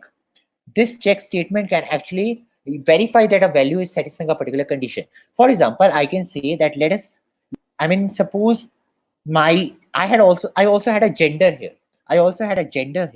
So I can say that it's a gender and it's in character. Okay. Then I can maintain a check that, hey, gender should be only M or F. Okay. So this is what this is what we maintain by gender, that, okay, I put a constraint that, okay, there's no predefined constraint. So let me actually create my own constraint that, hey, the value of gender should only be M or F. Okay. And the next, there is also one more constraint, which is the foreign key. And let us discuss this foreign key constraint now. Okay. So what is a foreign key? When we actually were creating the original thing, when we actually created the employee table in above, what we had actually done, we had two tables, right? So the very first table that we had was employee data, in which there was an employee ID, his department, and let us say his title and all those things. Okay. Let us say we had this table. And the second table was, let us say, employee salary. And this had employee ID, and this also had salary. Okay. So if we have these two things, does it make sense? Does it make sense that, hey, there is an employee, but an entry corresponding to him is not present in the employee salary table? Does that make even any sense? No, right? Because if there is an employee here whose department is, let us say, tech, and his title is, let us say, CTO. Then there can be another ID 2 whose department is, let us say, program management, and whose title is, let us say, hey, let's say it's a general one, it's program management 1. Then there can be another person 3 who is also a program manager, let us say his title is PM2 and all those things. And let us say there's 4 who is in tech and he's software engineer 1. Let us say these are the rows that we have. And corresponding to ID 1, I have a salary, let us say 2,000, let us say, and I have a salary 2, this has 3,000. I have a salary 5, I have 6,000, and I have a salary 3 who is, let us say, 4,000, and I have a salary 4 who has, let us say, 2,000. Does this make any sense? There is a salary of an employee, but that employee does not exist. This does not make any sense, right?